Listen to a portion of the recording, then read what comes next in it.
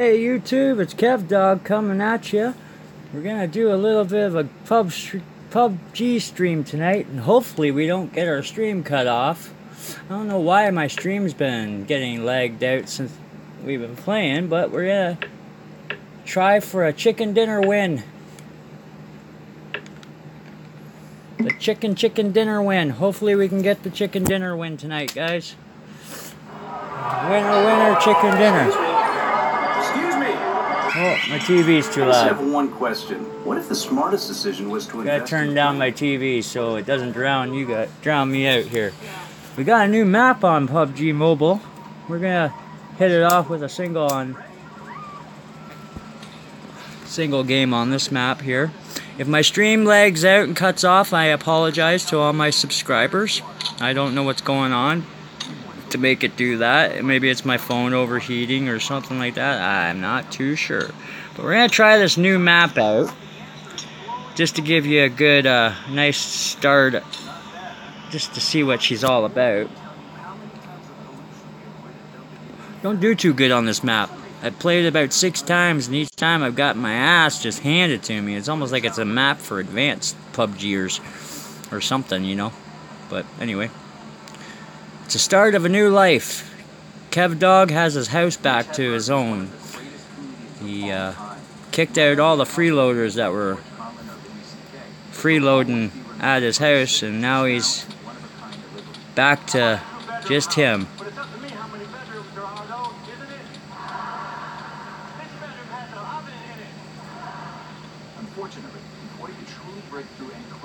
Hopefully we can do it good tonight. Although his time here was sadly cut short, let's take a look at the life of the amazing Mitch Hedberg. Minnesota nice. When you think of Mitch Hedberg's laid-back West Coast stoner vibe, you might be surprised to learn that he actually came from the Midwest, St. Paul, Minnesota to be exact. Despite the fact that Middle America is generally a pretty conservative region, Hedberg never really tried to hide his liberal drug use. I used to do drugs. I still do, but I used to too. It was early in his life in Minnesota that he and his family discovered that he had a heart defect.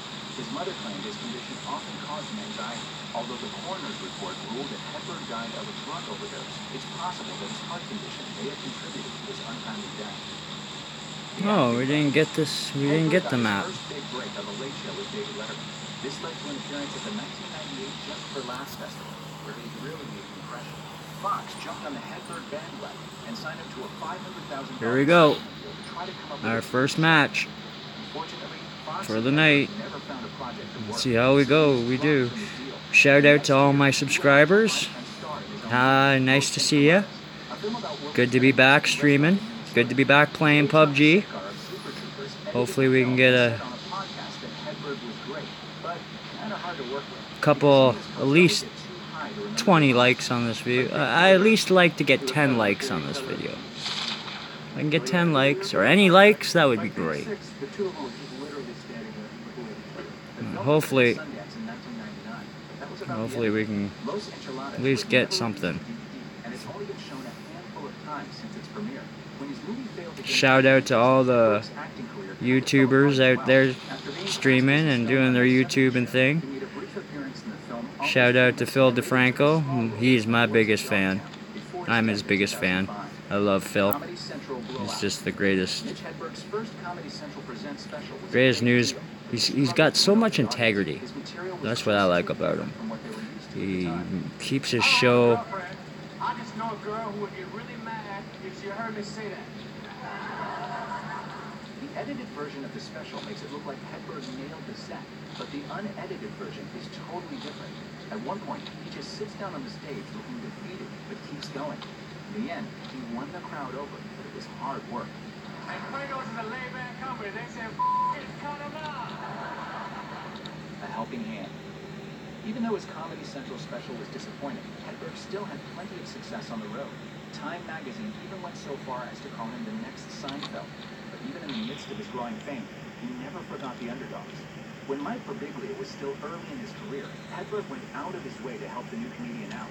Hedberg performed at Birbiglia's CD release party, but he didn't just perform, he flew himself there and refused to be paid. And when Hannibal Buress was just starting out, Hedberg did him a huge favor too. When Hedberg played a weekend of of sold-out shows in Chicago, he let Burris and a few other inexperienced comedians go on stage during his set. As Burris put it, that's unheard of. Comedians just don't do that. But Hedberg was apparently happy to give any stand-up a chance. That one act of kindness kick-started Burris's career as a stand-up comedian. Never say no. Toward the end of his life, Hedberg was constantly touring. He'd do 3 shows a night, then go to the next place and do another weekend of shows. His wife said Hedberg never passed on a job. He'd been rejected so many times, he felt like he had to accept while he had the chance, or else all the rejections would start coming back. Even at the peak of his fame, he never seemed to feel like he'd been accepted, so he relentlessly traveled and performed until his last days. He had severe stage fright. It's strange to hear that a guy who made his living performing in front of people was also terrified of doing so. But Mitch Hedberg was just that. He told Time journalist Joel Stein during a 1998 interview, "I don't like to connect with the crowd. I find that if you look at people's faces, you see a disappointed face." And so, the prototypical Hedberg performance involved dark sunglasses, long hair draped over his eyes, and set-long staring contests with the floor. He also, as the New York Times put it, sometimes closed his eyes as he performed.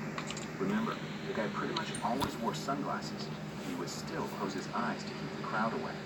He would criticize his own jokes on stage. Every comedian messes up a joke on occasion. They're human too, after all. But for the most part, comedians tend to ignore their flubs, moving right on to the next joke like nothing happened. Not Hedberg, though. He tended to ruminate on his failed jokes, criticizing them on stage on a level that comedians would never get away with.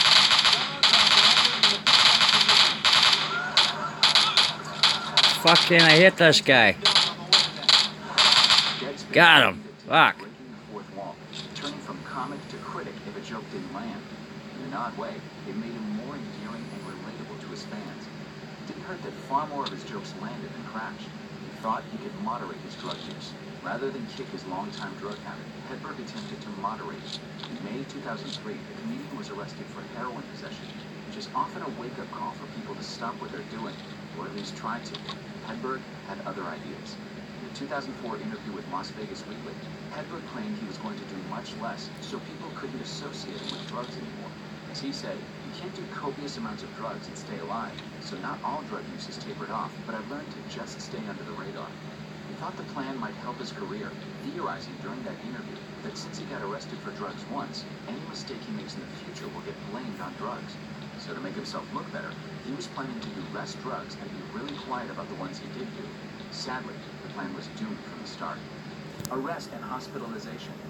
Hedberg's drug problem was never a secret, but most people didn't realize how serious it was. Although he was open about smoking weed or doing acid, he kept his heroin addiction out of his act. Then, in 2002, he was arrested for heroin possession, and soon after, he wound up in the hospital. His leg was so infected from injecting heroin that the doctors almost amputated it. It was 13 hours of surgery. He took a muscle out of his back and transferred it to his leg. Once he recovered, Hedberg returned to stand-up and sadly continued his drug use. In 2005, he died of a drug overdose. This morning, we've learned a popular comic from St. Paul has passed away. Mitch Hedberg died in a hotel room in New Jersey on Wednesday. Though he had a tragic end, Hedberg was one of the most interesting comedians of his time and will be remembered for his exceptional... Yeah, that is sad. Mitch Hedberg. He was a great comedian. Seinfeld, he never needed to be. He was Mitch Hedberg. I like to take a toothpick and throw it to the forest and say, "You're home!" Thanks for watching. Click the looper icon to subscribe to our YouTube channel. Let's check out all this cool stuff we know you'll love too.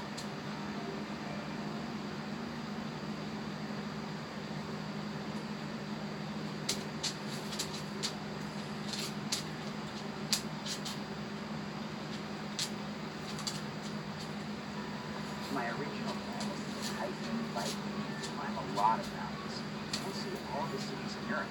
I went on my own. I simply had no time to do anything else. But then I met Chloe in Amsterdam. She fell off her bike and I helped her. Oh boy, she was so much fun and had the cutest accent.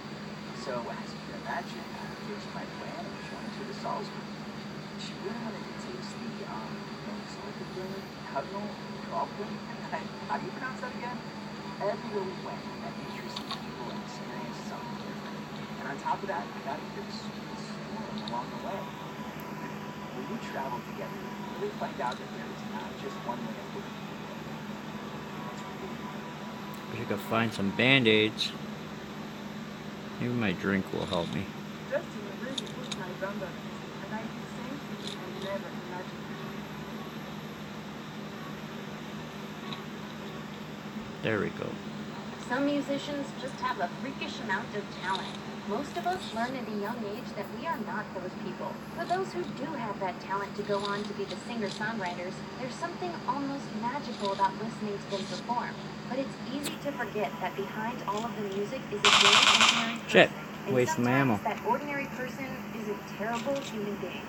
Johnny Cash's women troubles. There's a lot of dirt stuff in Johnny Cash's life, but let's talk about just how horrible he was to women. Vivian Cash's book, I Walked the Line, My Life with Johnny, was a heartbreaking tell-all, detailing how she continued loving her husband, even through the drugs and the affair with his more famous second partner, June Carter Cash. It was Vivian who gave him 4 daughters, raised them, and who stuck with him through the worst, but June gets all the credit.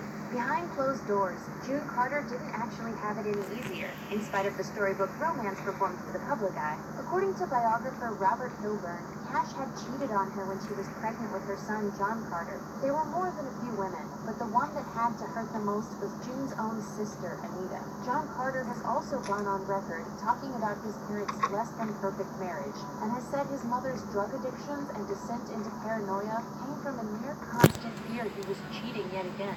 That fear spread to their son, who grew up well aware his family could fall apart at any time because his father couldn't stay faithful. Elvis's underage flings. Elvis was only 21 when he became ridiculously famous for the success of Heartbreak Hotel, and after that, all bets were off when it came to how far he would go. Along with the fame and fortune came the admiration of countless women, but according to biographer Joel Williamson, there was a particular type of woman Elvis liked. The really, really young ones.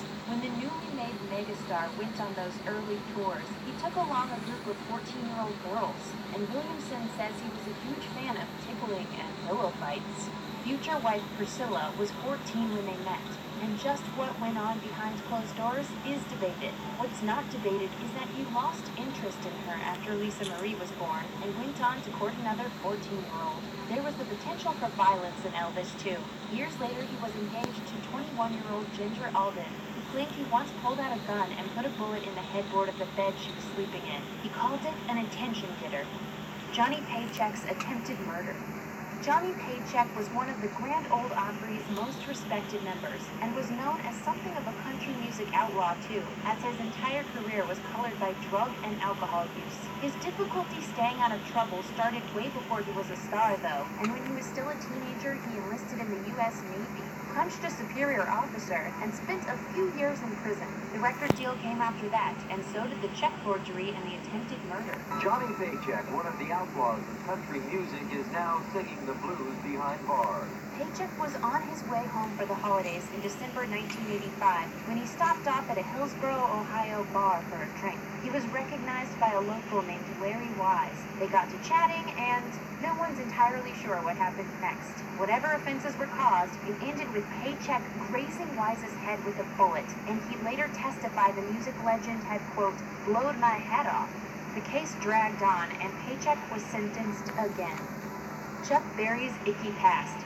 Chuck Berry was a legend who helped shape rock and roll. He also once punched Keith Richards in the mouth, and what could Richards have done to deserve that? This guitar was laid out in his case, and come on, Keith, you know, just a touch. Berry's attitude got him into all kinds of trouble, and he even had a name for those incidents, his naughties. It started when, as a teenager, he did 3 years in a reform school for stealing cars and a bit of armed robbery. Fast forward to 1962, when Berry was 36 years old. He was tossed into clink for violating the Mann Act, a law that prohibits taking a woman across state lines with immoral intentions. Oh, and she was 14. Barry, you were under arrest for transporting a minor across state lines for the purpose of proceeding to touch. First of all, I didn't transport anyone. I didn't solicit anything. That's not all. In December 1989, Berry was accused of videotaping women in the not-so-private privacy of the bathroom of one of Berry's restaurants. The following June, his property was raided, with law enforcement finding weapons, pot, and the videotapes in question, placing him at the center of a class-action lawsuit. Berry's camp eventually settled, but that seriously tarnished his legacy. Brian Jones, anti-establishment and abusive. Brian Jones passed away when he was 27, not long after the Rolling Stones had made the decision to move on without him.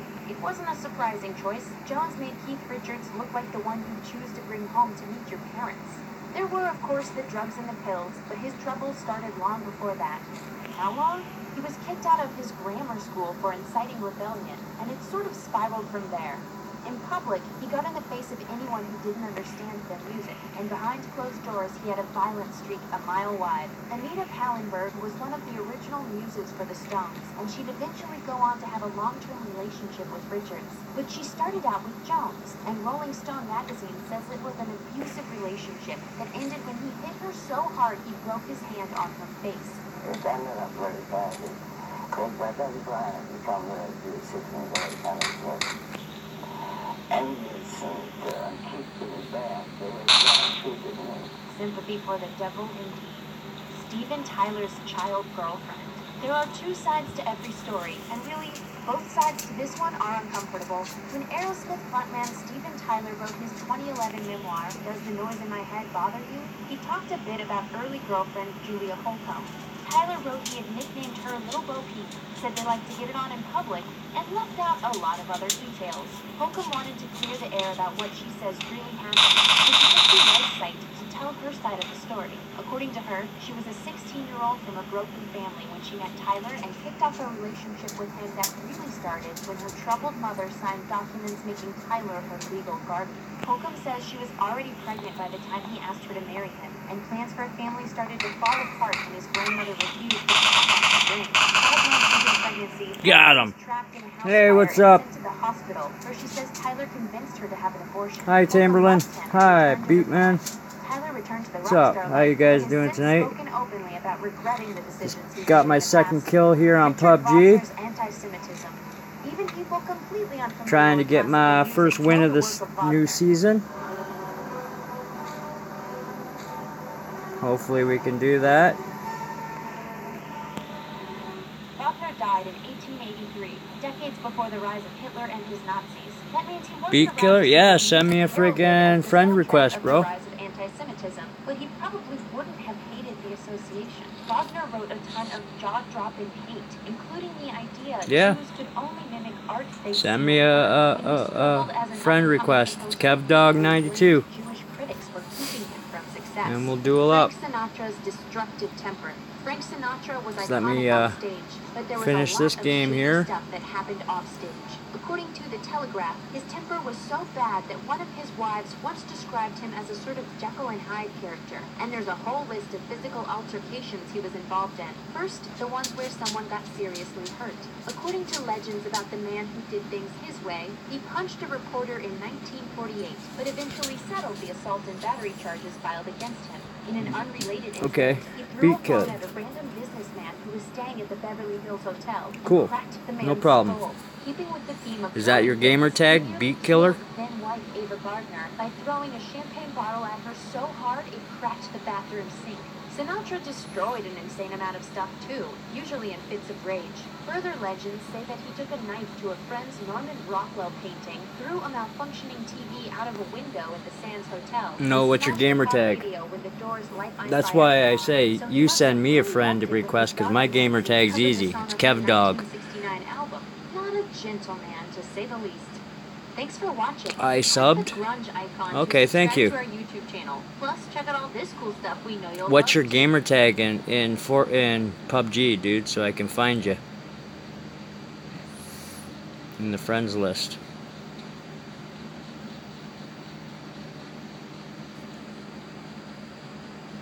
When worldwide superstars like David Bowie or Carrie Fisher pass away, their loss dominates the news Uh-oh. cycle for days. But for other celebrities, sadly, Reg- the spotlight doesn't linger Yellow so long. boy. In fact, it's possible you may not have even heard that some of your favorite stars Yeah, I can't are no spell longer that. with us. Here's a look at some celebrities you didn't know had passed away. Robert Guillaume, a frequent guest star on TV shows through the 1970s. Come Robert on, Guillaume run, became run, a run, household run, name run, thanks run, to his run, star run, making run, Travis run, Spencer run, Dubois run. on the hit show Soap. The character proved so popular, Benson was spun off into his own series. Ian later starred on the cult hit Sports Night, and famously provided the voice of Rafiki in the classic Disney smash The Lion King. On October 24, 2017, Ian lost his battle with prostate cancer. Oh, I think I'm gonna die here in a second. Fats Domino. Just how big a star was legendary New Orleans musician Okay, you'll get me a win, eh? Alright. That's what I like to hear. With his best-known song, The Blueberry Hill, hitting a peak of #2 in 1956. Additionally, Domino had 9 #1 hits on Billboard's R&B charts. According to reports, the icon passed away peacefully on Pressure October gun. 24, 2017. Oh, I know, it makes you run a lot faster. Omar Sharif. Born in Egypt in 1932, Oscar-nominated actor Omar Sharif became an icon for a whole generation of film fans after he appeared in the classic films Lawrence of Arabia and Dr. Zhivago. For over 60 years, Sharif appeared in blockbusters such as The 13th Warrior and Hidalgo. But in early 2015, Sharif was diagnosed with Alzheimer's. He had a heart attack later that same year and passed away on July 10th of 2015 in Cairo, Egypt at the age of 83. I wish I could find a vehicle. In 1987, a 15-year-old Oh, here's some gunplay. catapulted into her heart with a breakout role in Can't Buy Me Love. Sadly, it would prove to be the height of her career. In the decades after, Peterson developed a drug habit and was arrested multiple times for drug possession and assault. In July 2015, Peterson's body was found in a home. Shit, hit the wrong button. Fuck. Now they know where I am. Was officially listed as respiratory failure. She was 43. Craig Sager. For nearly 4 decades, TNT sideline reporter Craig Sager was There's a car. figure at NBA games, interviewing players and coaches while wearing the loudest, craziest suits possible. Sadly, on December 15, 2016, Sager passed away at the age of 65 after a 2-year battle. Not all the time. Not before the league paid tribute to Sager by arranging for him to finally report on his first ever finals game. Superstar LeBron James spoke for all basketball. Like, how can you tell if they're bots or if they're real people? I'm happy to see you, man. Much love and respect. And I'm happy to be able to witness this in front of these fans. We really appreciate it. Mostly everybody I kill are real people. I've never actually killed a bot. What does a bot look like? Do they have gamer tags? Quinn seemed on the verge of becoming a major superstar, even dating Gwyneth Paltrow for a time. Unfortunately, though, the bright lights of Hollywood turned out to be too much, as Quinn developed a drug habit. After being thrown out of rehab, Quinn died of a heroin overdose on December 3, 2002. He was just 32 years old. George Martin. A legendary music producer and one of the fellows to be credited as the 5th Beatle, George Martin produced all the Beatles' hits from 1963's Please Please Me all the way through 1969's Oh, okay. I see what you mean. to refine the sound and texture of each and every song. They don't move when they shoot. They just stand still and shoot. That's why you think they're bots. Other musical acts that George Martin worked with include Brian Wilson, Celine Dion, and Elton John, to name a few. On March 8, 2016, Martin passed away in his sleep at the age of 90. Rob Knox. After playing ice cream-loving Ravenclaw Marcus Belby in the worldwide smash hit Harry Potter and the Half-Blood Prince, Rob Knox seemed on the verge of stardom. His life was tragically cut short, however, on May 24, 2008, after a knife-wielding man attacked his brother at a pub. Knox valiantly leapt to his brother's defense and was fatally stabbed. He was only 18. A year later, his killer, Cole Bishop, was sentenced to life in prison. At the Half-Blood Prince's premiere, the cast wore white ribbons as a tribute to Knox. Manute Bol. NBA star Manute Bol was perhaps most famous for being 7'7", super tall even for professional basketball. But he was perhaps an even better humanitarian than athlete. After he retired, Bol became a tireless advocate for Sudan Sunrise, an organization that promotes, as ESPN puts it, reconciliation in Sudan. He worked to build houses and schools in Sudan, and he used his celebrity status to confront political corruption. Unfortunately, after battling the skin disease Stevens-Johnson syndrome, Bol passed away on June 19, 2010, from kidney failure at the age of 47. After his death, Sudan Sunrise vowed to continue his fight to improve Sudan and to work towards his goal of building 41 schools around the nation. Wendell Middlebrooks. You might not know his name, but you've certainly seen the face of Wendell Middlebrooks, who became a textbook of that guy actor thanks to roles in films and TV shows like The Sweet Life on Deck. He was perhaps best known, though, as the delivery guy from all those Someone's coming behind me in the vehicle. Soda Company showed us how those pop stars hit those high notes. Just repeated strikes to the groin. Just Sadly, on March 11, 2015, Middlebrooks suffered a fatal pulmonary embolism, leading to an outpouring of grief on social media from his many co-stars. He was only 36. Hector Camacho, Just seen someone down by that tree. The boxer known as Macho Camacho was both a great entertainer and a great fighter, finishing with a career record of 79 wins and just 6 losses. After retiring, though, he struggled with drug addiction. On November 24, 2012, Camacho was driving with a friend who had 9 bags of cocaine in his possession. Another car pulled alongside and opened fire. Camacho was shot in the head, and although doctors initially thought he might recover, he then suffered a heart attack that left him brain dead. He was taken off life support and passed away 4 days after the shooting at the age of 50. Stevie Ryan. A YouTuber who gained millions of followers through her Little Mocha show, Stevie Ryan became popular enough that she got her own sketch comedy There he is. show on Bingo. VH1, Stevie TV, which ran for 2 seasons. Unfortunately, Got him. Ha ha ha. depression, a condition that got only worse when her beloved grandfather. That wasn't a bot. She said on the Chill podcast, "I'm just worried that this is going Uh-oh. to send me into a deeper depression." 2 days later, on July 1st, 2017, Ryan hung herself, leaving behind a too brief legacy of a funny lady whose mental health issues took her away long before her time. Kirby Puckett, a Hall of Fame baseball player who won 2 World Series with the Minnesota Twins. Kirby Puckett's career was cut short in 1996 due to glaucoma. Less than 10 years later, at the age of 45, Yeah, he's in a Puckett vehicle, suffered a eh? severe stroke and passed away I don't want to just get 1 run day over. later. Then Commissioner Bud Selig paid homage, saying he was revered throughout the country and will be remembered. There's still 10 more guys, so Zsa Zsa Gabor. we gotta keep 6 for the 10, other 10. Made it until she was 99 years old. Whether she got away with it, her Yeah, that's tombstone would probably say she was 75. It's up on the hill. Married 9 times, Gabor was famous as much for her personality as for the 30-plus films she appeared in, beginning in the 1950s. Always quick with a quip, and usually insisting she was Shit. younger than she actually was. Gabor was left Yeah, I know, he's on the mountain. after a car crash in 2002. On December 18, 2016, she passed away from heart failure after a long, full life. David Graff. If you were a fan of the Police Academy films, you knew and enjoyed David Graff, who played Eugene Tackleberry in all 6 films. And that was just one of many roles for Graff, who also appeared in films like The Brady Bunch movie and Rules of Engagement. Ah, fuck, I seen him lying there on the fucking tree. Touched by an angel. Sadly, on April 7th, That's smoke. Yeah, I know, I was trying to smoke my cover, my position, so he couldn't see me through the smoke. Damn it. Ray Combs. In 1988, Ray Combs replaced Richard Dawson for the revival of the classic game show Family Feud. After 6 seasons, though, in 1994, producers Alright, bro. brought back Dawson. It would prove to be the beginning of the end for Combs. After a series of poor financial decisions, Combs went through a painful divorce and was seriously injured in a car accident. It all led to a deep depression for Combs. On June 1st, 1996, Okay. police placed Combs in psychiatric How you care spell your after he tag? trashed his house, but the intervention Rage, came too late. okay. The next day, Combs took his own life at the age of 40. Talia Joy Castellano. At age 7, Talia Joy Castellano was diagnosed with cancer.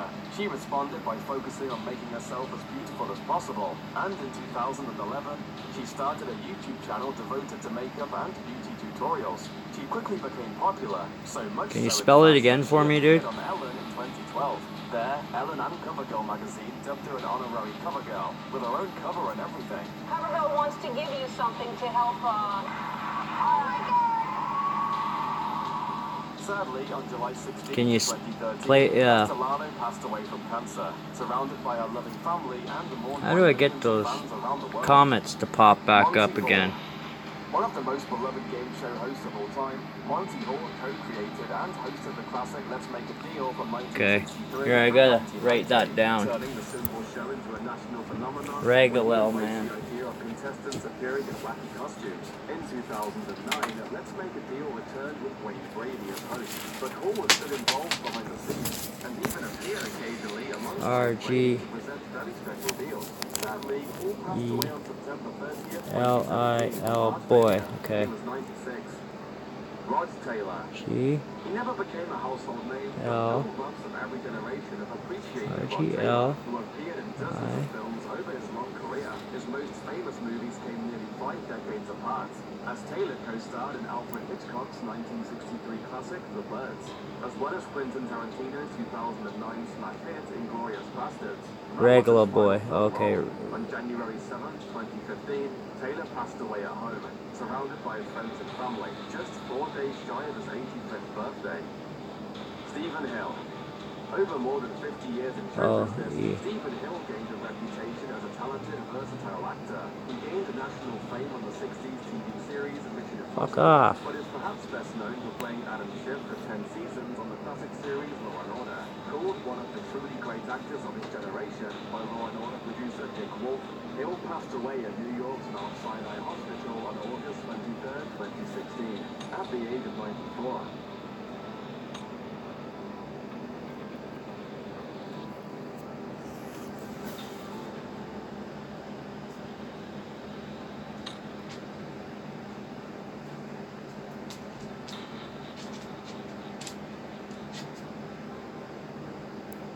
Here, how about you type in my name and send me a friend, kevdog. That's easy, kevdog.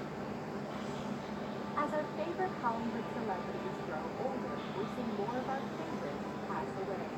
While this is a sad affair in itself, it's somehow even more so when it's a child actor that we've watched grow.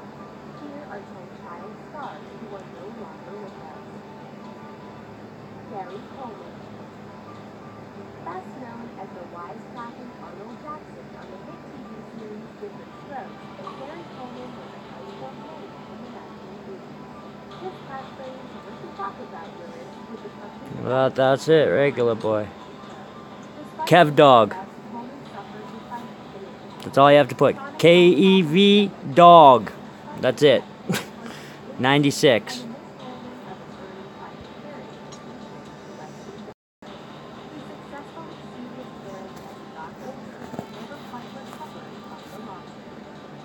Okay, there we go.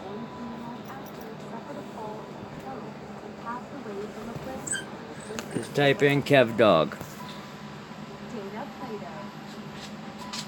Appearing on the hit TV series Different Strokes as Kimberly Brennan alongside Gary Coleman, Dana Plato was a familiar face in American living rooms from 1978 to K-E-V dog.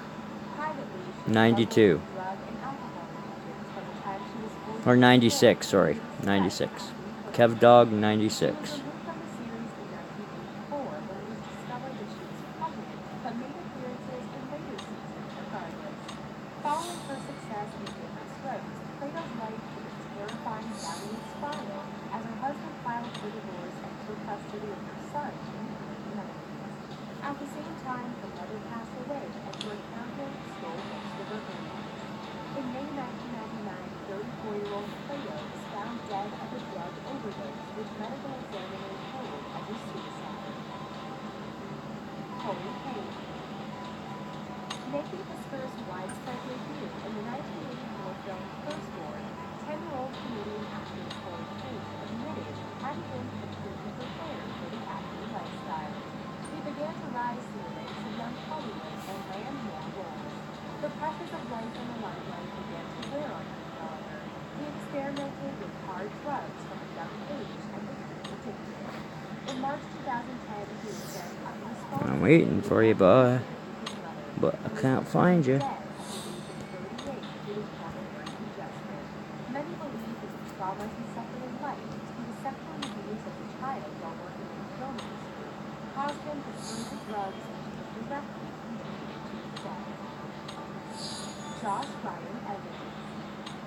Josh Evans was an American actor famous for his role in the soap opera Passions during the 1990s. Though he was 17 years old at the time he played the role of Timmy, a doll-shaped like a small boy. He suffered from a type of dwarfism called achondroplasia, so he was only 3 feet 2 inches tall and had a boyish face for his age. He appeared in various commercials from the time he was 12, then moved on to larger parts in Game of Geniuses and How the Grinch Stole Christmas. In August 2002, Okay, this is alright, man. No worries. I'm just collecting all my inventory and checking my new stuff that I got. Jessica Madison Wright Morris, more commonly known as Madison Wright, was an American actress in the 1990s. She began acting when she was 9 years old and was made famous by the portrayal of Sam Wallace in the film Shiloh. In 1999, she decided to leave her acting career behind her and moved home to Orphan, Kentucky. When she was 15 years old, she required a heart transplant after developing restrictive cardiomyopathy. The surgery was a success, and she went on to obtain her teaching credentials and married Fred Joseph Morris in the summer of 2006. Sadly, she suffered a heart attack while the two celebrated their honeymoon in Hawaii and passed away at the age of 21. Michelle Thomas. From a young age, Michelle Thomas was talented and even won the Most Talented Teen Miss in 1984. Her acting career took off in 1988 when she portrayed Josephine Phillips on The Cosby Show. She also appeared in several other TV series and music videos during the late 1980s and late 90s. In August, Yeah, that's pretty cool. I like that. Thomas was diagnosed with a rare form of cancer and subsequently underwent surgery to remove a tumor from her abdomen. The following October, one of the cancerous growths ruptured and she went through a second surgery. However, the cancer was too aggressive and she died in December 1998, surrounded by cancer symptoms. Matthew Garber. As the child of two stage actors, Matthew Garber had a bit of a leg up when it came to casting. When he was 7 years old, he made his screen debut with Karen Beatrice in Disney's The 3 Lives of Ted Cool. Lasso. That same year, he was cast as Michael Banks for the upcoming Alright. Mary Poppins. He and co-star Beatrice, who played his sister Jane in Mary Poppins, appeared together in yet another film before going their separate ways. In 1976, it was discovered that Garber had contracted hepatitis. Okay, send me a game invite then. During the summer of 1977, Garber passed away of hemorrhagic necrotizing pancreatitis at the age of 21. Judith Barcy. Should be on my friends list now. Judith Barcy is an American child actress that provided the voices of Ducky from A Land Before Time and Anne Marie from All Dogs Need Heaven. She also appeared in commercials and TV shows. While her mother encouraged her career, her father remained angry and started drinking heavily.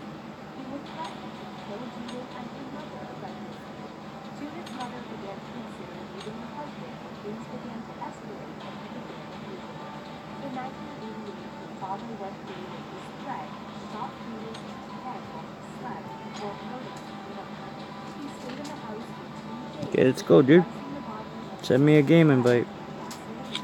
setting them on fire and then going out to the garage and shooting them. Brittany Murphy. Okay. Born in Atlanta, Georgia, Brittany Murphy was raised by her mother in Edison, New Jersey from the time she was a toddler. When she began to show interest in an acting career, Gotcha. her mother sold everything and moved them to Los Angeles.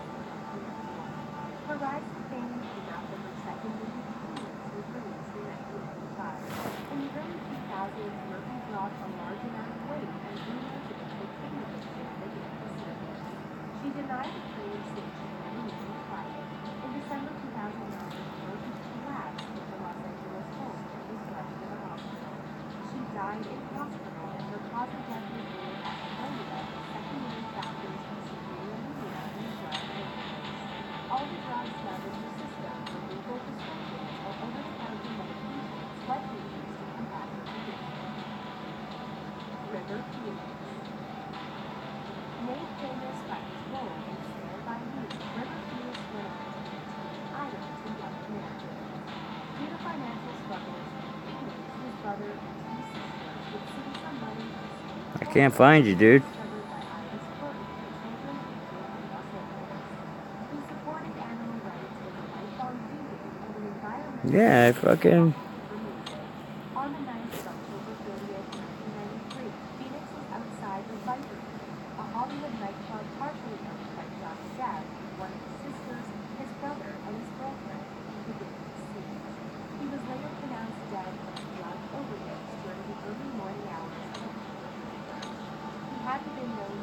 You're not showing up on my thing, man.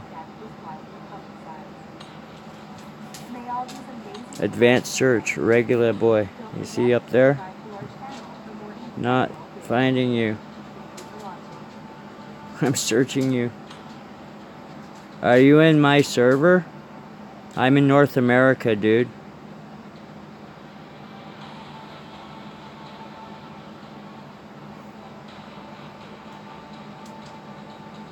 Okay, we'll try Big R. Maybe you're not in my server. I'm North America server, bro. That could be it.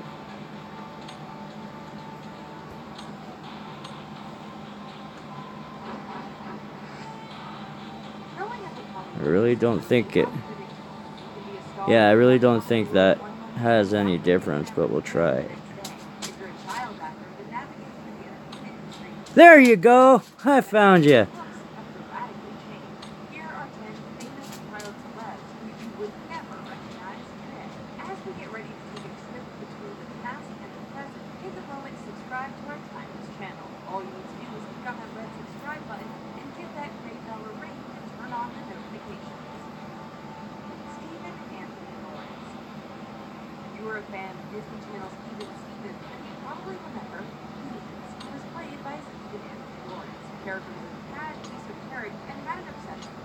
I found you, bro.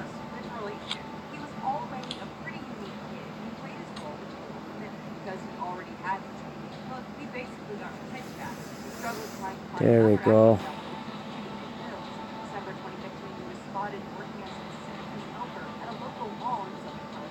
There you are, bro. Do it. Finally kick some PUBG ass. Let's do this, Ragila boy. Raja boy. Or I don't know how what to call you. Call you Bob. Call you Bob. Bob work for you? Rage boy. Call you Bob. You're pretty naked, bro.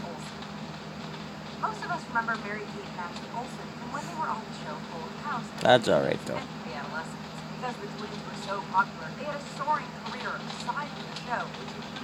Let's go beat up on this guy.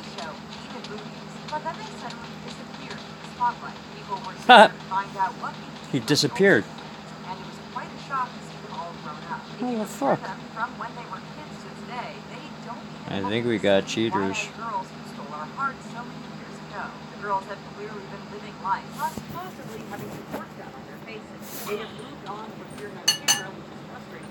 Excuse me while I do a bong load.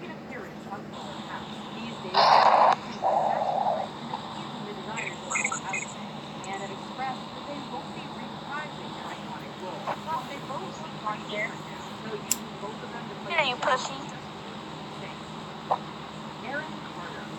You're all pussies. You're gonna get fucked. You're little pussies. You're gonna get fucked.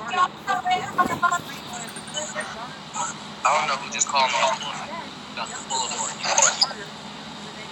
I love these little kids talking on. Jump at the farm if you're real. Y'all are all so gay. We are going farm. What's up, little pussy? Go farm, little pussy. PUBG fucked up by making this goddamn. You ready? Jump when you're ready. Jump.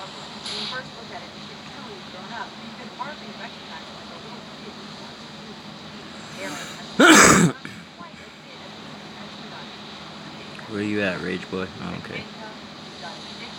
Rage little boy.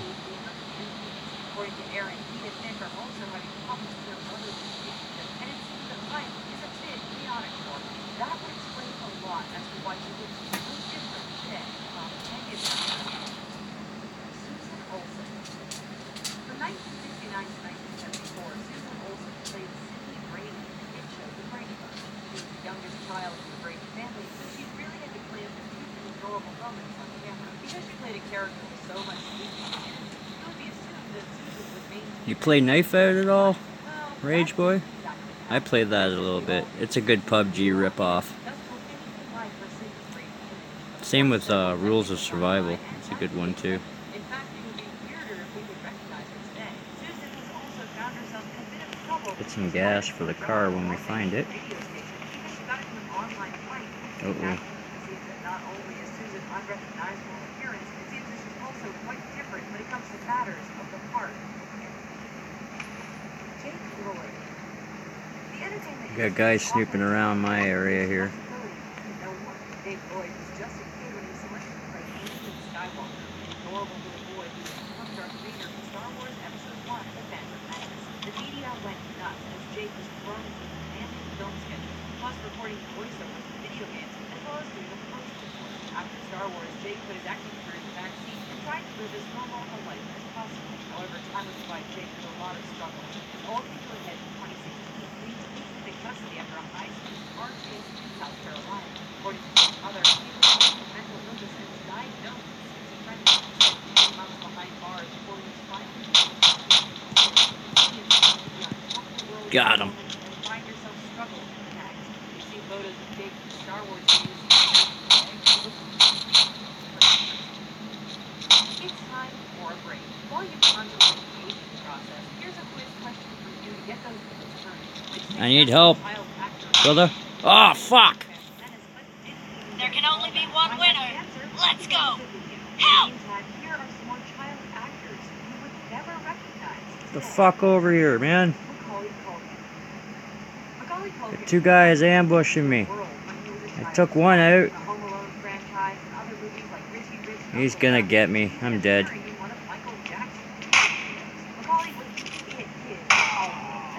Yep, I'm dead. See, that's why you gotta stick together, bro. That ain't gonna help me now. I'm fucking dead. Avenge me. They're in the ground floor. To your right. He also seems to be getting back into the acting world. Even though he looks nothing like he did when he was a child, he looks a lot healthier. Also, we have to mention that he hangs out with Paris Jackson, and he even lets her give him a pedicure. Are you playing on a phone or a PC?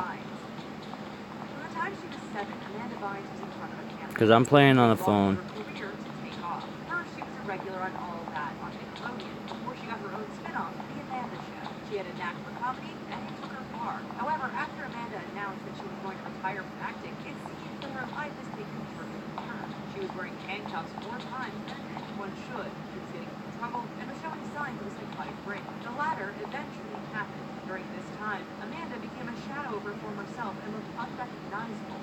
Not in a positive way. One of the most iconic images to come from her breakdown was her wearing a terrible blonde wig that looked like it came from the rejected prop table at Nickelodeon. Today, she has weathered through her storms and is showing that she's getting better. Amanda even announced that she wants to return to acting. Today, she may still look unrecognizable, but she is looking a lot better than she did before. So that's at least a positive change.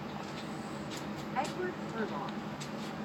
How much different did Father Time make us look? There was a time when Edward Furlong was the reason a lot of young girls started like What the? He was a teen idol who played John Fuck Connor you, your in problem, dog. Judgment Day, which came out in 1991.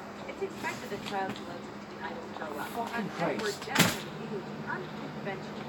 And that's putting it nicely. He's still getting work as he's appeared in American History X along with several other movies plus TV shows like CSI New York. But if you were to compare Edward's look to when he was a kid today, look like the same person. Whether you agree or disagree, let us know your thoughts in the comments below. Edward has My also dog dealt up with to? legal trouble after he got into some disagreement with his girlfriend, which didn't help his public image anyway. You can definitely see his age, and it's quite possible he probably had some work done on his face to make himself look younger. But that said, we can't say for sure. If this is the case, that will explain why we sure don't recognize him at all. Lindsay Lohan. When it comes to child celebs you would never recognize, Lindsay Lohan is nearing the top of this list. Rage boy, you're hot. You're live on YouTube. Say hi. She landed other leading roles in movies like Freaky Friday and Mean Girls. Not only was she talented, but she was also adorable. She was on her way to becoming a high-end Be actress careful. and her life fell apart. A lot of that was further You can still win this for us. as Lindsay was working with the problems of her life, she also had some work done on her face, which made her look even more different from what she looked like when she was a kid. It seemed like the work that she had done had the opposite result of what she was going for.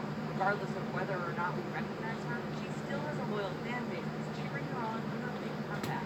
You think there's someone in there? I didn't think I saw him in there. Maybe he did go in there. Brian Bonsall played the little brother of Michael J. Fox in his show Family Ties. Most of us remember him as the adorable little boy with a bad bowl cut. We just wanted to pinch those little cheeks, give him a hug, and play games with him all day. As you may have guessed, Peter Pan and Neverland are definitely fiction. It seems that time hasn't been the nicest to Brian. Have you seen him lately? He quit acting in 1995 and went on to get involved with the country music scene. That's not all that happened. When you look at some of his latest pics, it's hard to believe that it's the same kid, but it is.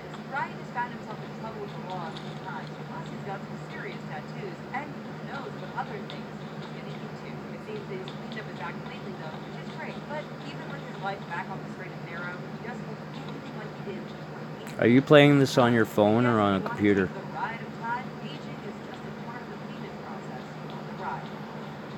Which successful child actor auditioned to play Anakin in Phantom Menace, but didn't get a callback? That is completely obvious. It just goes to show that you can still be successful and not book every role. Thanks for watching. Which child select is the least recognizable? Tell us in the comments. Don't forget to subscribe to our channel and be sure to check out some of our other videos. Till next time. If I leave, will it disqualify us?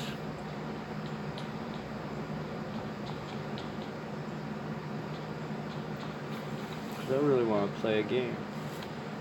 I want to sit and watch someone play. I'll just smoke weed and wait until he's done. Stay tuned till the end to see their video. Siblings. We love them, we hate them, and we picture our lives. After your bad shot, bro. Some of us may already think our siblings are amazing. The people you're about to meet are exceptional. Before we get worldly, we have so many options at the riches that there's no need to fight with your siblings over your toys. All you can do to Good, claim your got space him. is click on that red subscribe button along with the gray bell to turn on the notifications. Jinsan, Jinsan. How long have you Now I know why you carry the shotgun. You fucking suck at shooting. Your aim is bad, dude. I'm sorry. Your aim was bad. Sorry to judge you on your aim there, but Their names mean silver and gold, respectively. And they always had a positive yes, I know I'm dead and you're still alive, but yet I got ambushed by two guys. So which is a holiday in Japan that was created thanks to the country having the highest life expectancy in the world. Jin and Kin became a favorite not only in Japan but around the world. They had some of the most positive attitudes for their age, and they soon started appearing on talk shows and cooking shows. In January 2000, Kin passed away. hence why I'm sitting here smoking weed, watching someone else play, And Jin passed away in her sleep at the age of 1. watching my teammate play. February 2001. Japan actually sought permission to perform an autopsy on the sisters to see if they could unlock the secret of not only a long life, but maintaining a good attitude and outlook. Guy behind you. Behind you. Behind you. Enemies ahead!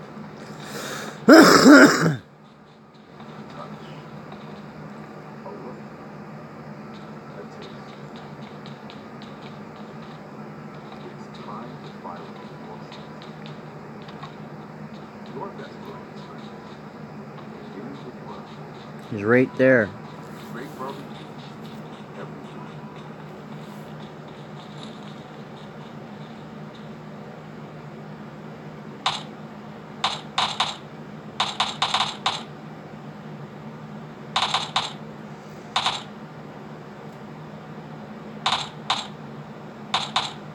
Got him.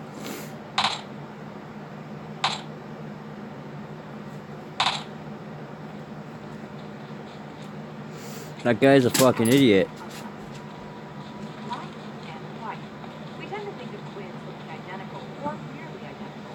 Even if the twins are biracial, we assume that they will look similar with the genetics of both parents. But Haley and Noah Durant apparently proved he's something wrong. Their parents, Dean Durant and Allison Spooner, Shoot him with your gun. They gave birth to twins in 2001. They were shocked to see that the girls were biracial. Okay.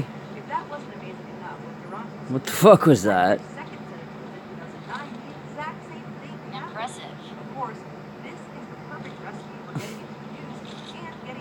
That was just fucked up.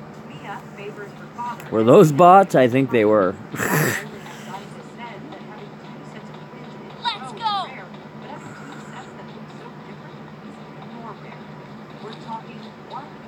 There can only be one winner. Let's go!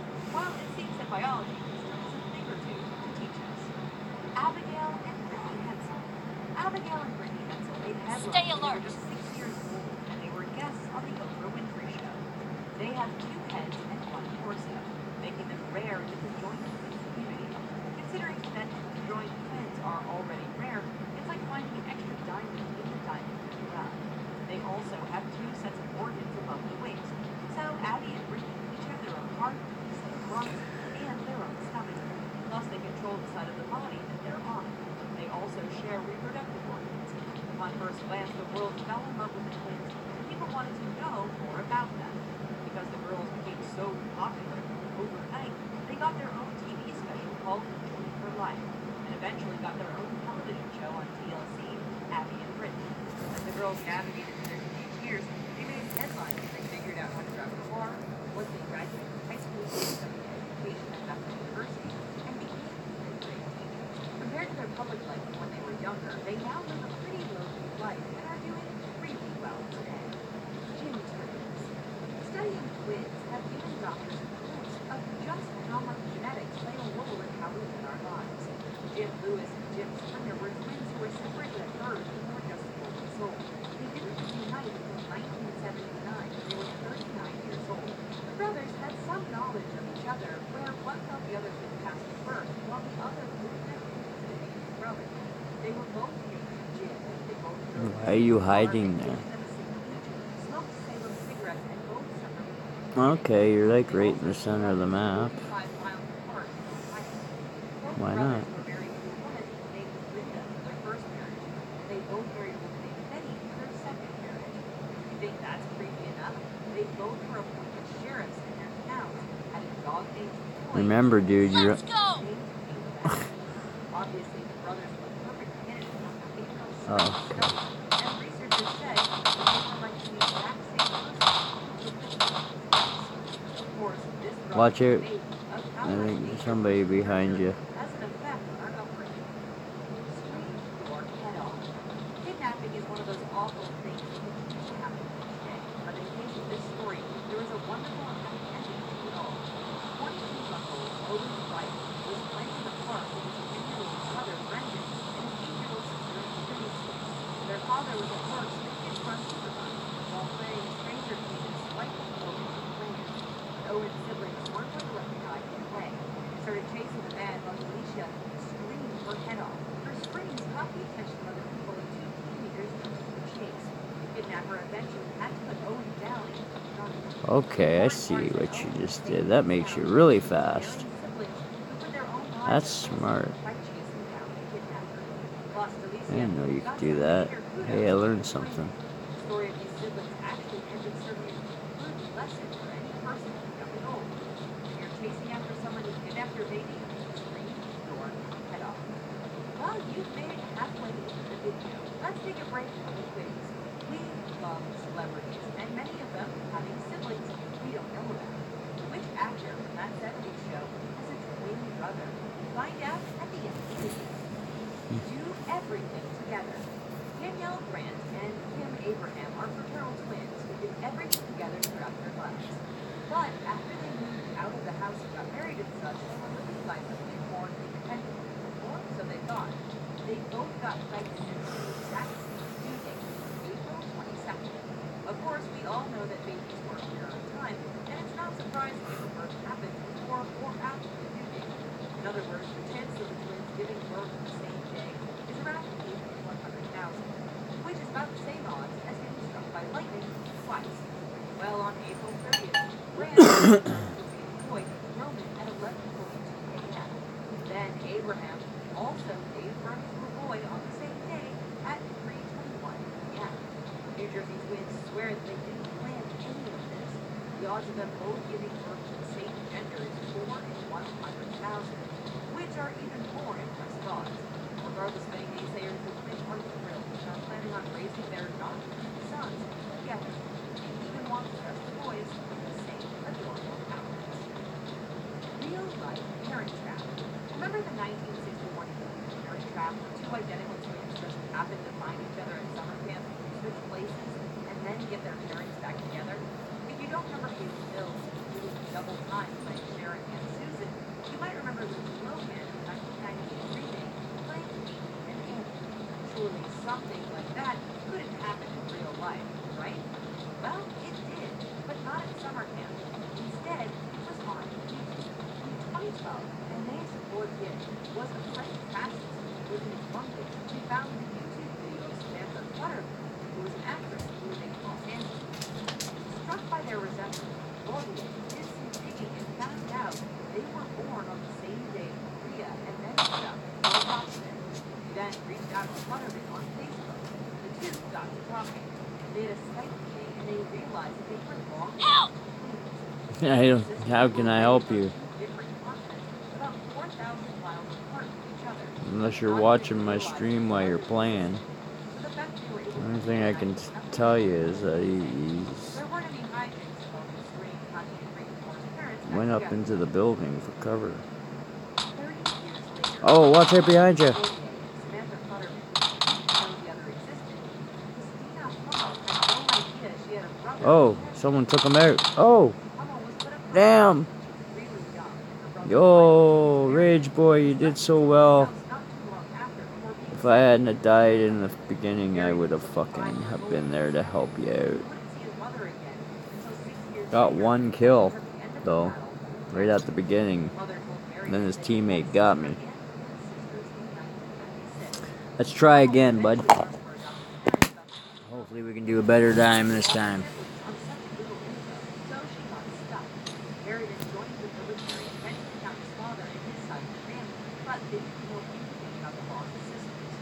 Thanks to Ancestry DNA, Oh, okay, man. Harridan and the two talked on Facebook. Yes, school is important, brother. Get that education. You take care, bro. And now Thank you for joining, and thanks for the sub. It was good having a game with you. Until next time, Rage Man. Yeah, I'll play you tomorrow, Beat Killer, boy. No problem, man. I'm here. It was good playing with you. Well, that was a nice gentleman we met. I like meeting new people on this thing. It is so fun. That's what I tell my friends at work. Who needs friends in real life when you got friends online? and these people are into what I'm into. So like, I like playing video games. They like playing video games. They like learning stuff and going to school. I like learning stuff and going to school. I hope he does like going to school. But you gotta remember, bro, educate yourself. Don't be indoctrinated. Question everything you're told. Even by teachers, even by your parents. Question everything. Everything. And come to your own conclusions. Don't let anybody ever think for you. And always have integrity and conviction behind anything and everything you do in life.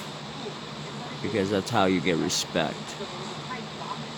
Don't lie. Don't steal. And if you do those things, man, you just might make a nice little piece of the pie for yourself in this crazy, fucked up world we live in. Question everything, bro. That's the best advice I can give you. As a person that's been on this planet for 38 years, and seeing what people can do to other people in the 38 years I've learned.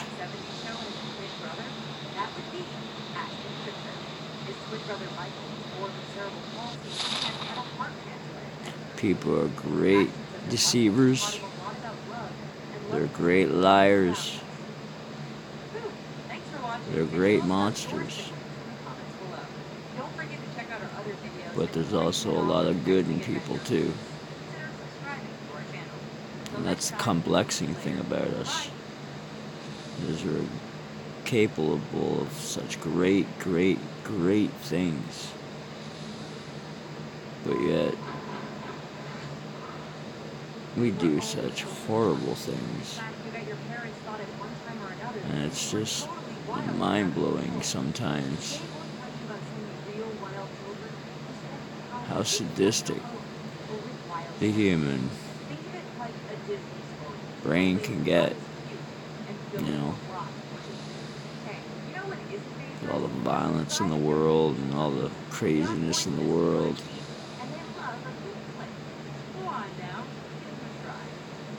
Try to make sense of it all, and you just come to one conclusion.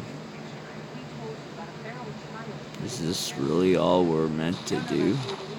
No. We've been given an illusion, a great big distraction. And I think people are starting to understand that. That video games, movies, YouTube, all this crazy shit. I'm gonna get myself killed here if I don't shut up.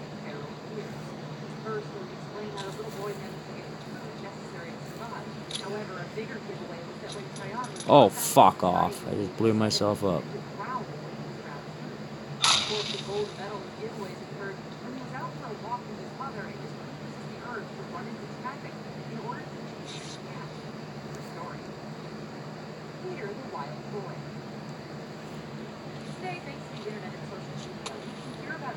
Come on, get in.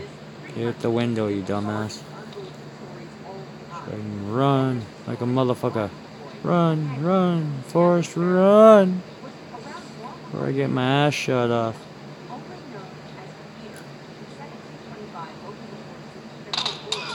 Nah, I just got my ass shot off.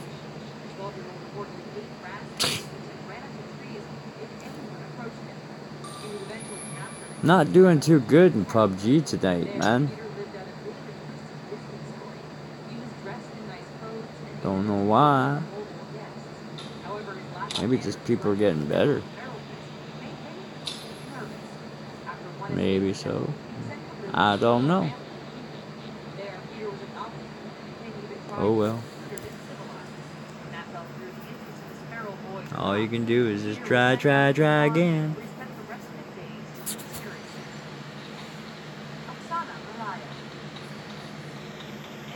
It would be nice to get a win on record, though. When she was just 3 years old, Oksana was abandoned by her alcoholic parents. Alone and outside, she saw that the closest living things was just happening to innocent dogs. 5 years later, neighbors discovered a malnourished little girl breeding with the dogs. Malaya was described as moving on all fours, growling and barking at one leader. She had survived this difficult time by eating raw meat and foraging for scraps in the cache. In fact, during her years as a feral child, you can also donate to my channel if you need, if you want to. You can. I got a Patreon page on account. Kevdog Patreon.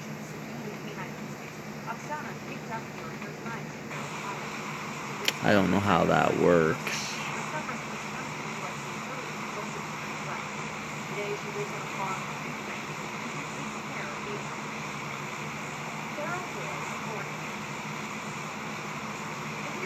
But it would be cool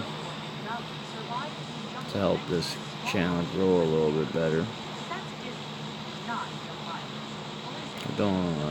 I was trying to save up for an Xbox One, but unfortunately other financial things came up which depleted my saving, is going to deplete my savings, so it's going to take a little bit longer for me to get my Xbox One. But, you know, that is what it is.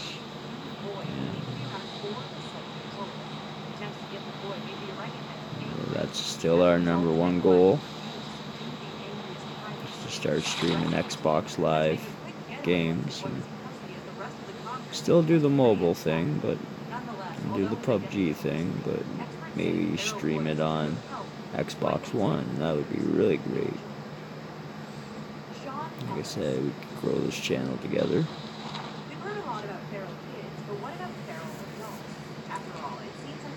But like I said, other financial crap came up and depleted my savings for my Xbox One. My e-bike battery is dying on me, so I have to spend $400 on getting one of those. And those aren't cheap. I was quite shocked actually looking online, pricing them, seeing how expensive they are. They're not cheap. That's for darn sure. $400 for new batteries for my e-bike. Couldn't believe it.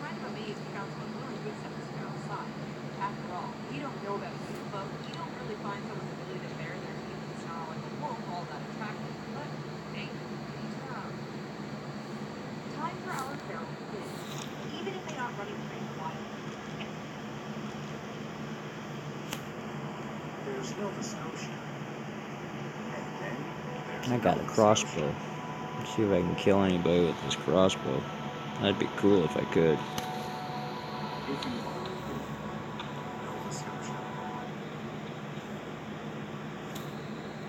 Hey, what's up, Lightning McQueen? How are you tonight?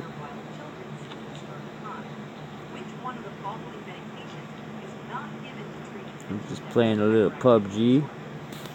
PUBG Mobile. I like your name, man. Lightning McQueen. That's cool. Cool name. Not doing too good tonight. It's day here. Well, it's night here. I'm in Canada. Peterborough, Ontario, to be exact.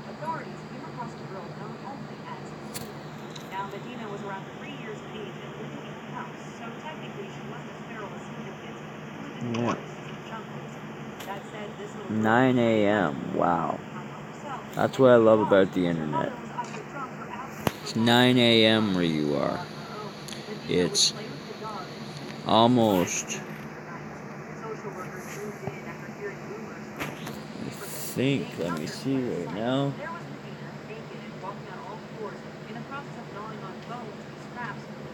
11:43.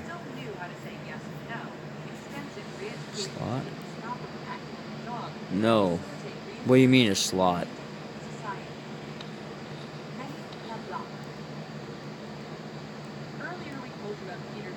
Like a place in my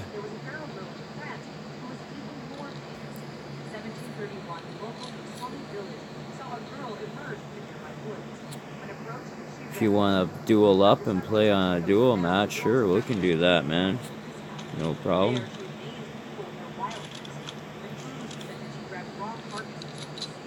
Oh yeah, sure, bro. No problem. Just send me a friend request. It's kevdog 92 or 96. That's my gamer tag. Someone's shooting at me though.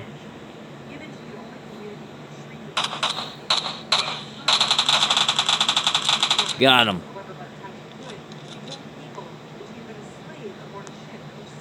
What's your gamer tag? Lightning McQueen? Is that your actual gamer tag?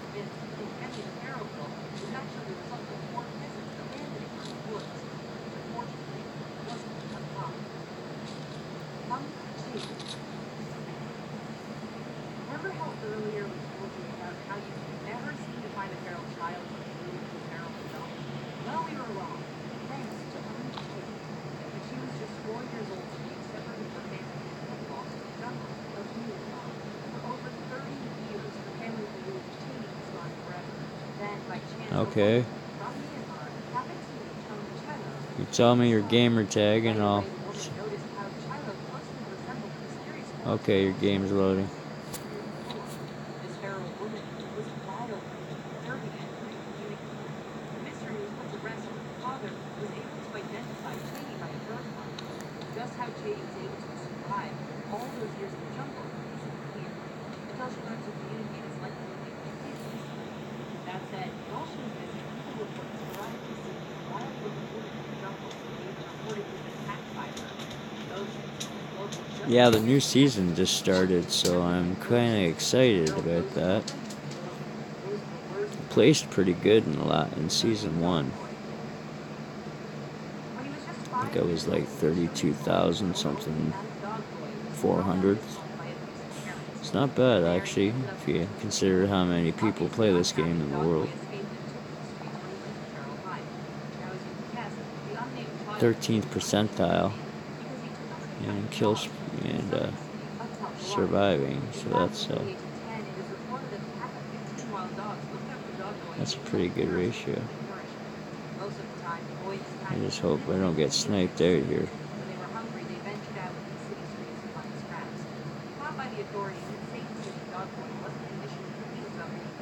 Someone's shooting at me, I think. Someone's popping off some rings, I know that. Unlike other feral kids, this boy can speak fairly well, which will no doubt ease his progress. The most ago. In the spring of 2017, authorities found a girl believed to be around 10 years of age who was living a feral life in the forest. In a very Disney-esque manner, the girl was initially discovered by a group of woodcutters who happened to stumble upon her looking after animal team in the canyon of monkeys. Woodcutters said the girl was naked and clearly familiar with the monkeys. In fact, when they tried to move in and help her, the monkeys got pretty angry. The situation reportedly got very tense when a police officer grabbed the girl and quickly drove away. An angry pack of monkeys quickly chased. The mysterious girl is unable to speak, only hide them screaming. No doubt learned from the monkey companions. And in twist, just days after her capture, a man came forward and said that the girl was his niece, and her name was aliex. However, the hospital isn't going to hand her over the man because upon seeing the alleged uncle, they allegedly looking after the man instead. That's right. Just like a classic Disney, the potential villain arrives when they cash in on the innocent golden girl. We wonder what her monkey family would have to say about that. So, do you know which of the following medications is not? You do that, man. Breakfast is the most important meal of the day, and it'll make you alert. The answer? B. Xarelto. That's actually a drug there, taken by people with heart conditions. The other two drugs are both commonly used to treat kids with ADHD. Well, we've been able to take this video, and hopefully you learn some interesting stuff in the process. Remember to keep a close eye on those kids, and even a closer one on our videos. We've got lots of other features about wild children and animals, so be sure to check them out. As always, be sure to subscribe if you haven't already, and hey, we'll see you next time. Bye for now.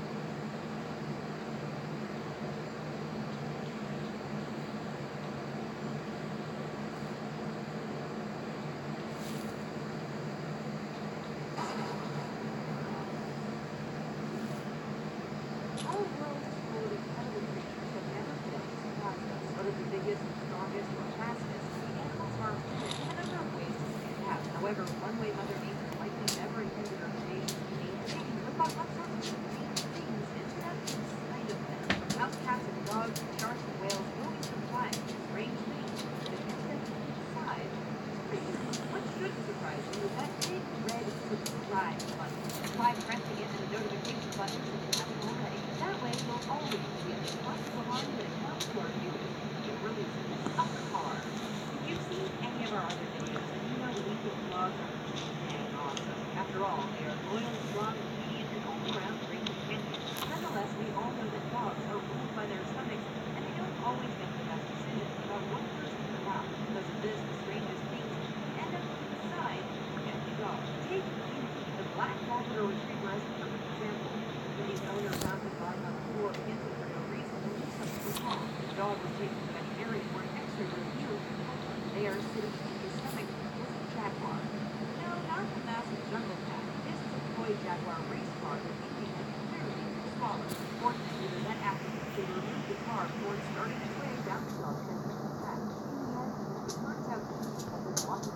child plays the car, decides to stop. In the process of moving forward, the race car must have accidentally slipped right down the cliff and fallen. The world is mostly covered by water. Still, there's all sorts of life. For centuries, when it came to strange things, showing up like this, the culprit is usually a ringlet or a loss. We think that Andrew Cheadle's story involves the first strange or fine. One day, this British businessman was taking some time off from work and playing around the shoreline with a dog. He only realized later on that his phone must have called him in his pocket sometime during the day. Having searched by the road, he made several calls to his phone to find him, but no luck. Andrew decided to give up and goodbye to his phone. About a week later, his girlfriend got a call from someone who said they found his phone. The man calling was his friend Bernie, who was a fisherman. As it turned out, Glenn had recently his catch and ended up discovering Nokia's phone with a value of 25 pounds. Swapping out the SIM card, he was able to make the call. Cheadle got his phone back and amazingly, the thing still worked. A tire. Sharks are pretty much the Labrador retrievers of the ocean. Well, okay, they won't fetch pick for food or make good pets, but like the dogs, they will eat pretty much anything that's in front of them. In fact, over Already. Human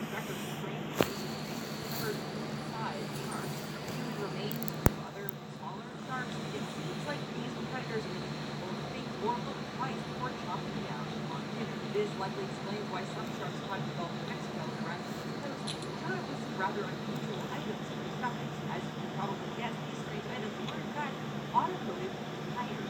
So just how does a tire meant for a car or motorcycle end up inside a shark? Well, over the last few decades, there's been a big move to create artificial reefs and sanctuaries. But part of creating this involves dumping huge amounts of tires into the water. Clearly, to some sharks, these objects look delicious, with the end result that we now have sharks filling up on good dinner efficiently instead of on fish. Rubber duckies.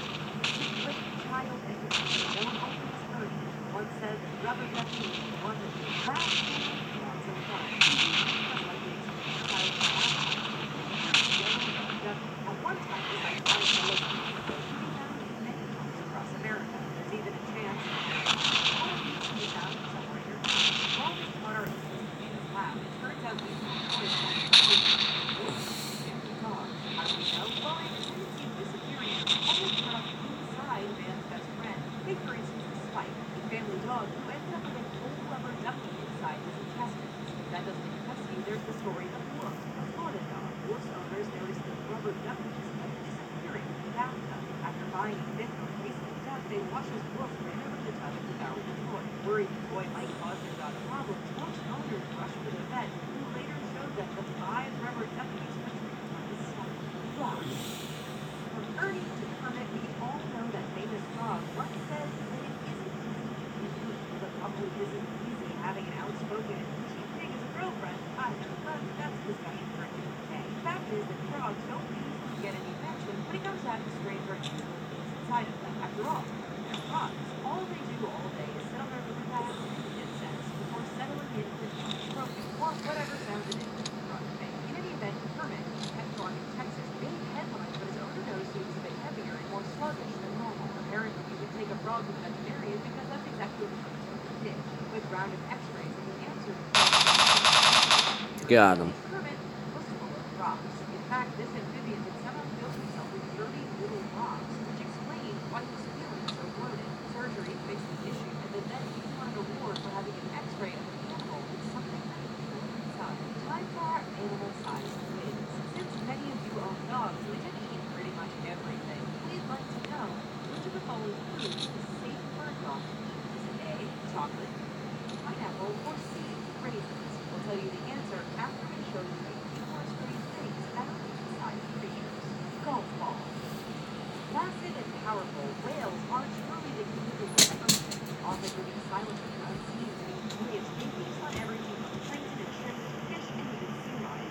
Every year, tourists flock to areas like Alaska and British Columbia, Canada, to see herds of whales swimming near the surface and blowing geysers of water into the air thanks to their blowholes. Of course, all of this close proximity is meant to be drawbacks. On the shores of Puget Sound, a great whale was discovered washing on the shore. Naturally, with any diseased animal of this size, experts like to take a look inside to help figure out what might have gone wrong. In this instance, all the usual stuff was found, shrimp and other meat-free. However, upon closer inspection, they found a golf ball. Just how this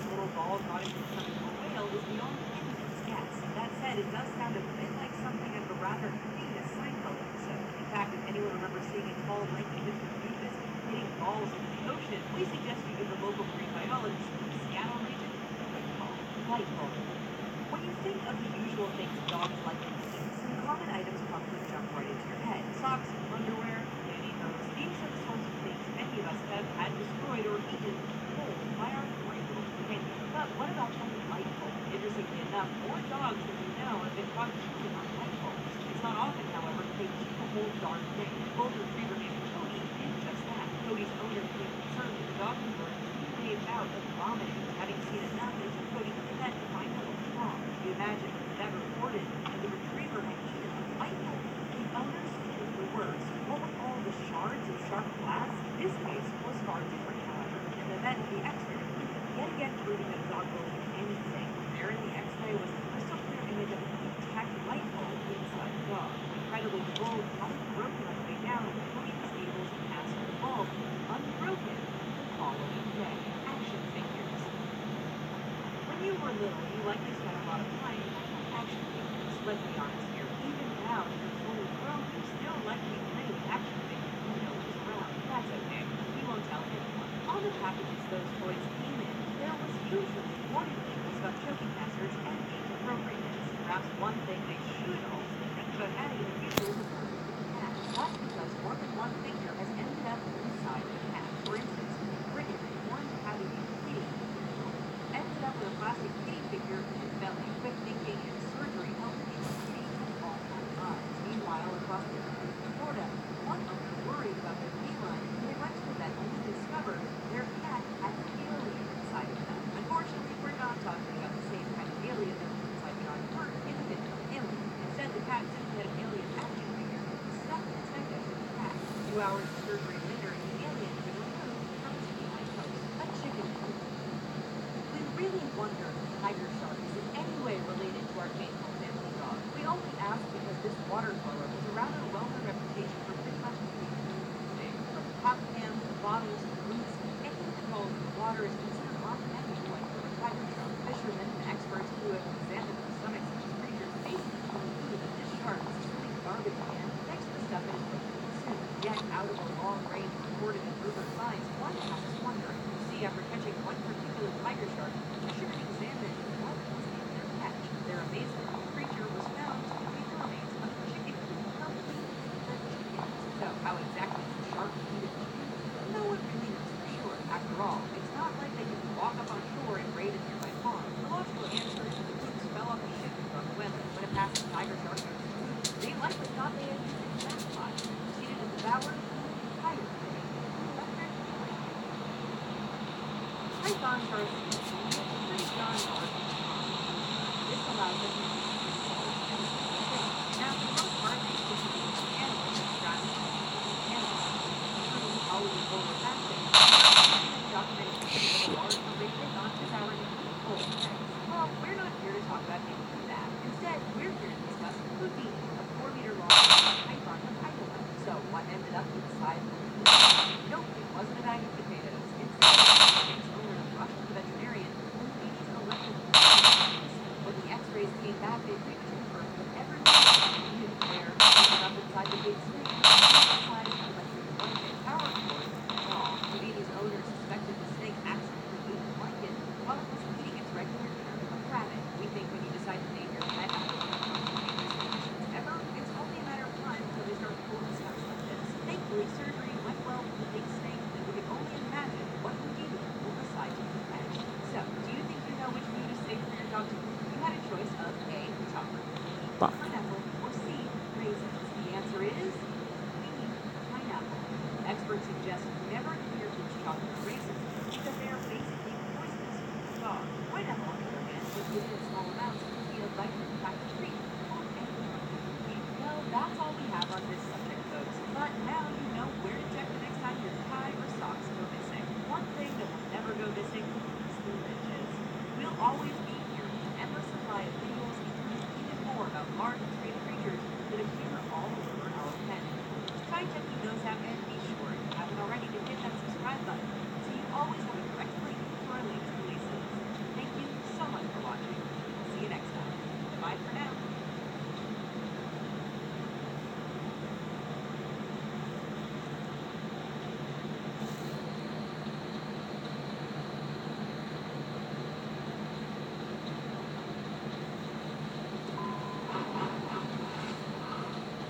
butchery. My name is fake homeless people. And that's how the saying goes, right?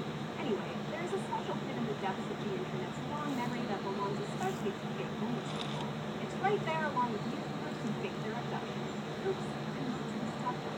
Today, we're going on a little journey down one of the shadiest parts of human time. We're talking about 10 of the fakest homeless people who got exposed. Want more of the best action on the internet? Be sure to subscribe and get more exciting content just like this. Stephen Crozier. Fun fact, if you live in a nice house and pocket more than 2,000 euros a month in benefits, you shouldn't be begging on the streets. Well, just because it is morally wrong to beg for money, even though you make a fair amount per month, doesn't stop too many people. Just ask my bank. Take Stephen Crozier, for example. A recent report in the UK showed that most beggars actually have homes. They are also entitled to state benefits. This means that most of the beggars in the city don't specifically need to be out there begging. They just do it to generate an additional income to spend on heroin in return. From now on, I'll be referring to them as hobos, just as Spicy said. The UK then cracked down on begging and slapping unnecessary beggars with ASBOs, which is basically what happens when the British government decides that you're a pest and limits your activity with the general public. Anyway, one of these hobos, Stephen Crozier, has reportedly flouted the anti-hobo laws more than 30 times, allegedly because his benefits paid out too early and he ran out of money. Okay, because that's how it is. It is such a sad situation because there are actual homeless people who are suffering from untreated mental illnesses and chronic poverty, but will now be regarded Shit. as undeserved suspicions thanks to interest in Kentucky homeless.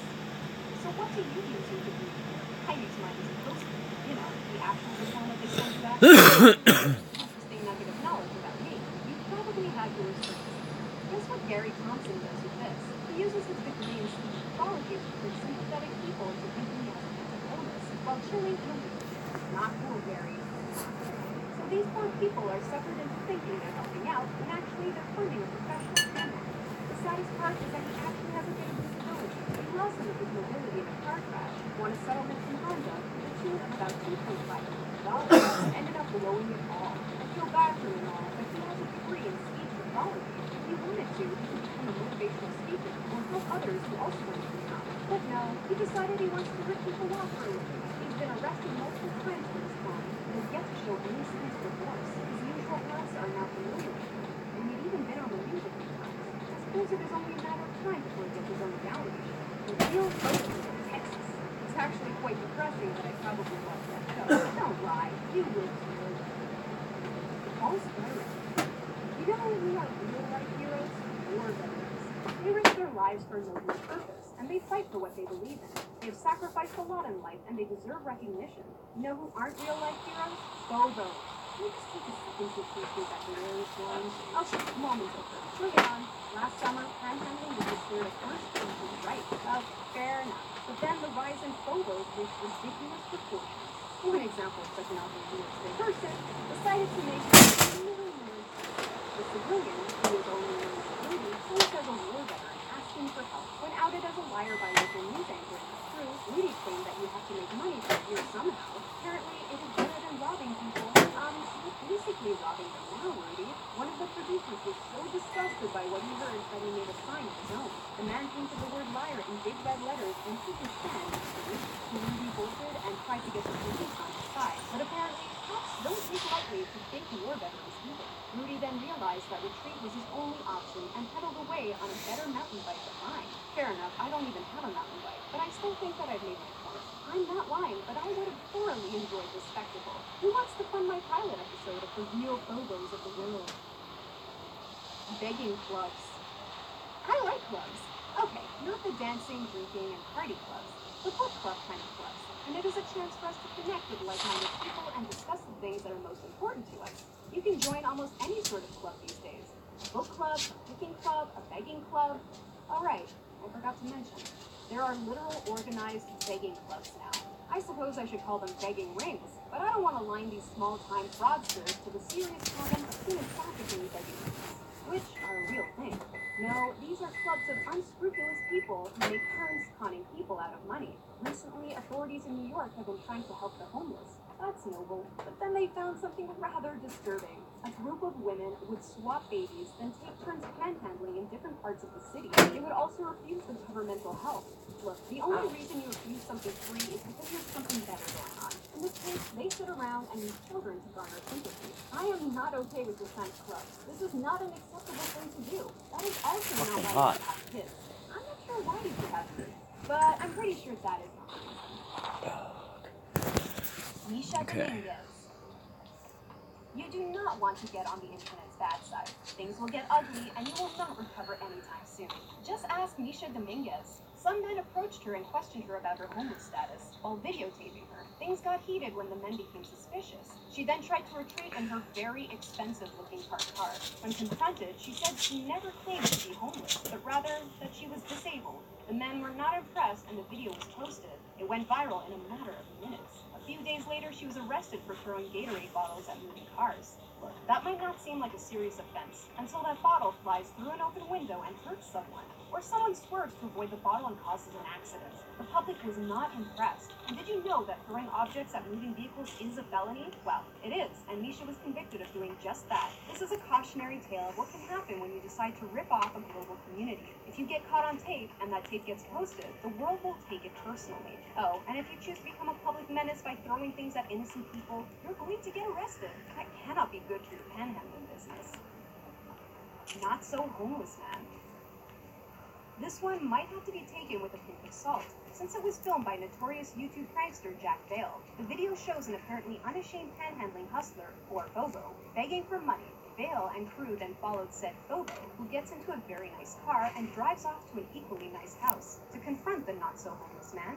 Bobo was upset. Apparently only he is allowed to harass people and use some choice language when addressing the YouTuber. Now, this might be fake and extremely entertaining, but it is a reality. There are hustlers out there who think that a hard day's work is asking people to part with their money. Panhandling can be a lucrative career.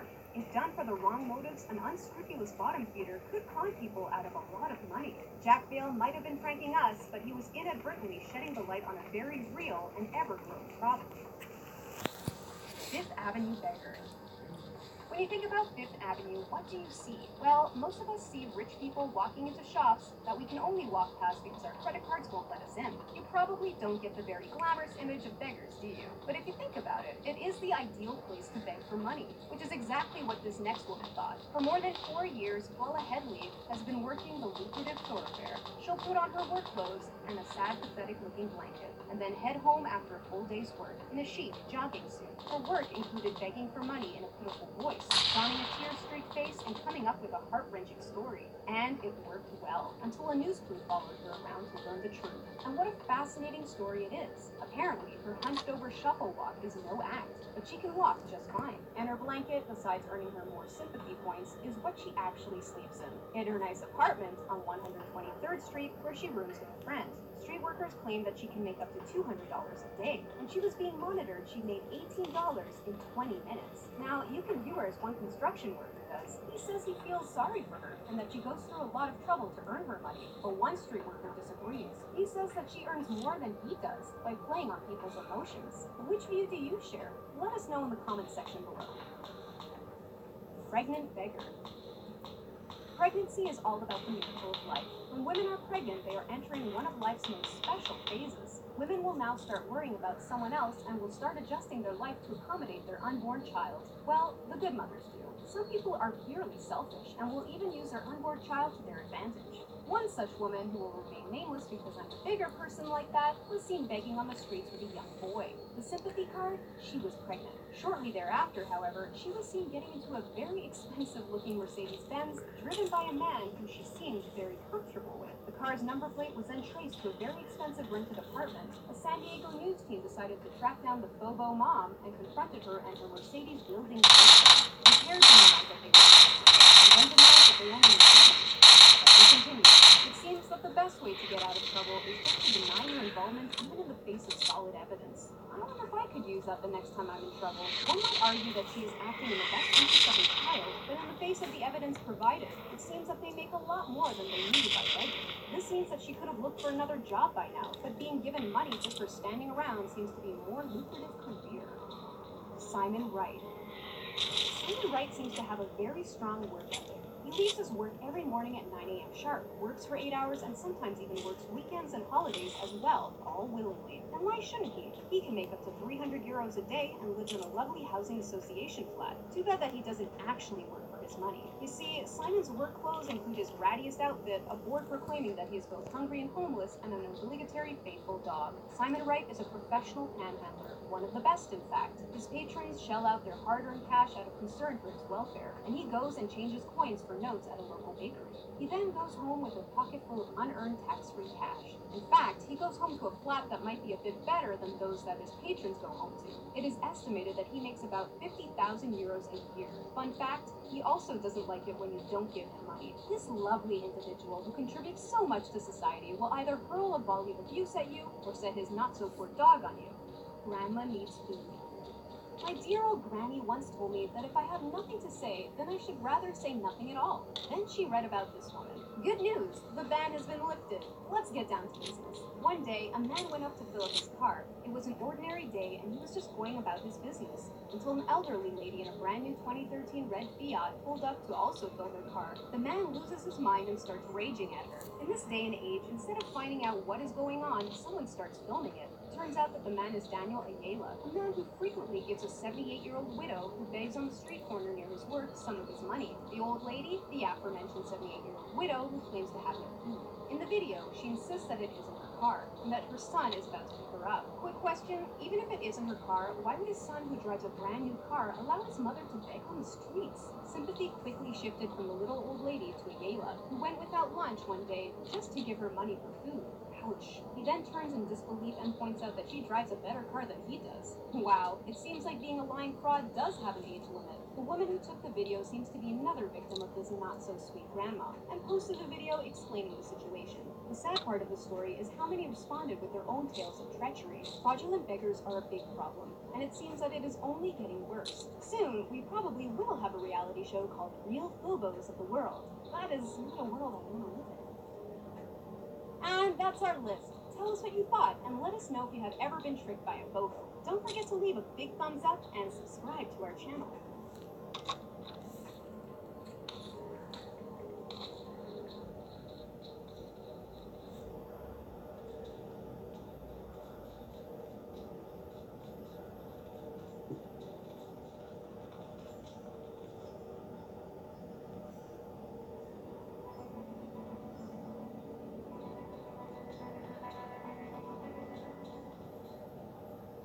The ARTIS system utilizes the latest digital imaging technology and precision robotics to help you achieve that useful and confident tuning with healthy, natural results. The ARTIS system is the first and only FDA-cleared computer-assisted technology for harvesting molecular units directly from human hair. The advanced digital technology and precision robotics behind the ARTIS system helps deliver a revolutionary hair restoration procedure that is minimally invasive, allows you to quickly get back to your active lifestyle, and delivers consistent, healthy, and natural results. The ARTIS system empowers doctors to digitally identify and track each molecular unit with pinpoint accuracy. The doctor directs the ARTIS system as it calculates parameters such as hair angle, distribution, and density to successfully harvest healthy molecular units for implantation. You might be thinking, well,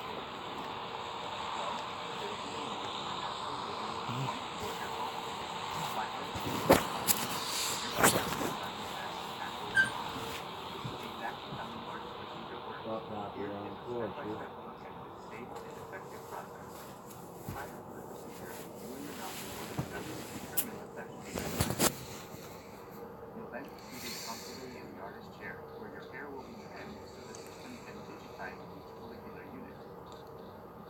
Your doctor will then position the robotic arm to start the procedure. The ARTIS system will then methodically. When you're in school, it seems like having a bad teacher can poison your entire day. But every once in a while, you luck out and get assigned to an incredible teacher that makes up for it. We'll introduce you to some amazing teachers that you'll wish you had. To make sure you view all the lessons from the richest, be sure to hit the subscribe button and turn on your notifications. Babysitting. Getting a college degree can be tough, even as a traditional student, but after having a child, it becomes exponentially more difficult.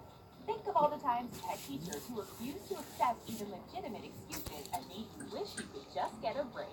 We've all felt like that, which is why this photograph of Hebrew University professor Sidney Engelberg went viral when his daughter Sophie Fishbane posted it online. During class, the baby began to cry and the embarrassed mother stood up to leave. Without hesitating, Professor Engelberg took the child in his arms and continued teaching as if it was no big deal. He encourages his students to bring their children to class if need be so they don't miss out on valuable information. In Springfield, Massachusetts, Tommy Guy is known for his generosity and dedication to his students. When Kimmy Lopez worried that caring for her 10-month-old son would stop her from graduating, Guy stepped up to help. Praised for his kindness, he insisted that it was no big deal and the child was a piece of cake to care for. He claimed that Lopez is a very focused student and he is happy to help her out in whatever way he can. World's sexiest math teacher.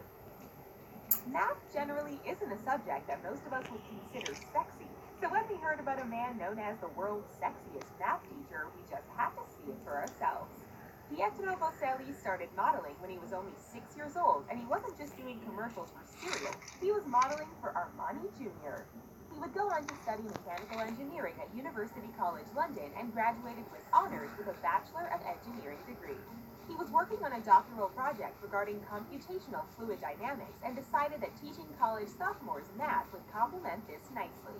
One of his students recognized him from his modeling work and a photo of him went viral online. Although he had taken a brief hiatus from modeling in his teens, Pietro was taking part in Armani shows and appearing in ads for Abercrombie & Fitch and more. He has worked with many huge names in the fashion and beauty industry, including Sue and Estee Lauder. Given how popular he was as a model, it's surprising that nobody had noticed him sooner. Teacher Bay. While Pietro Boselli was being praised for his attractive looks, Teacher Bay's Brown was being condemned for hers. While working as a teacher's assistant in Atlanta, photos began circulating of her in the classroom. Some people cried out that her clothing was inappropriate for a teacher to be wearing. Others claimed that Patrice shouldn't be punished for having an enviable figure and that it has nothing to do with her job performance. Patrice's ability as an educator and competency to perform her job was called into question just based on the way that she looks. Her pictures were continuously retweeted and #TeacherBay was born. As a result of the backlash, the Atlanta Public School District issued a statement that Patrice had been given guidance regarding proper work attire. Twitter users were quick to point out that if Patrice had less curves, there would be absolutely nothing remarkable about her clothes. Regarding the pictures and the resulting backlash, Patrice wishes that parents were less concerned with her body and more focused on what truly matters. She believes that educating and providing for future generations is the most important. Luckily, #TeacherBay is still teaching and still rocking her impeccable style, despite the fact that people were calling for her termination. Experimental. One of the best parts about science class is getting to participate in your very own laboratory experiment. Standard experiments include dissecting frogs or combining different substances, but less common ones include spinning balls of fire around the classroom.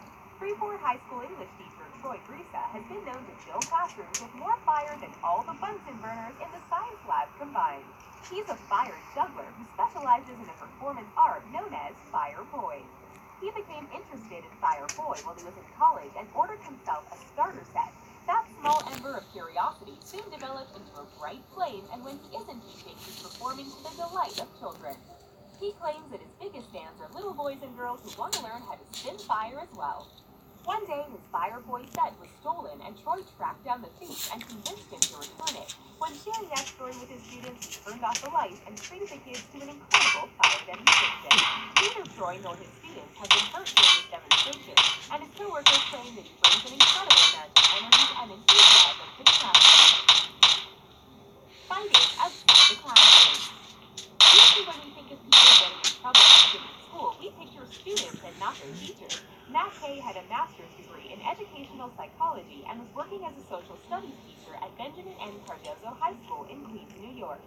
Most of us don't think of teachers as having lives outside the classroom, but Matt had a hobby that took up a lot of his spare time when he wasn't teaching: wrestling. In the wrestling circuit, he was known as Matt Striker, and his signature move was called the lunge blower. Although his wrestling career seemed to be taking off, the school busted him for using sick days to wrestle. He ended up resigning, but was disappointed to have to do so. He claimed that many teachers do far worse than take a few sick days to wrestle, and stated that he hoped to get his job back soon. Matt had even provided fake doctor's notes to the school to try to make his absences look legitimate. Thankfully, his wrestling career ended up taking off, and he works as both a wrestler and a commentator for the WWE.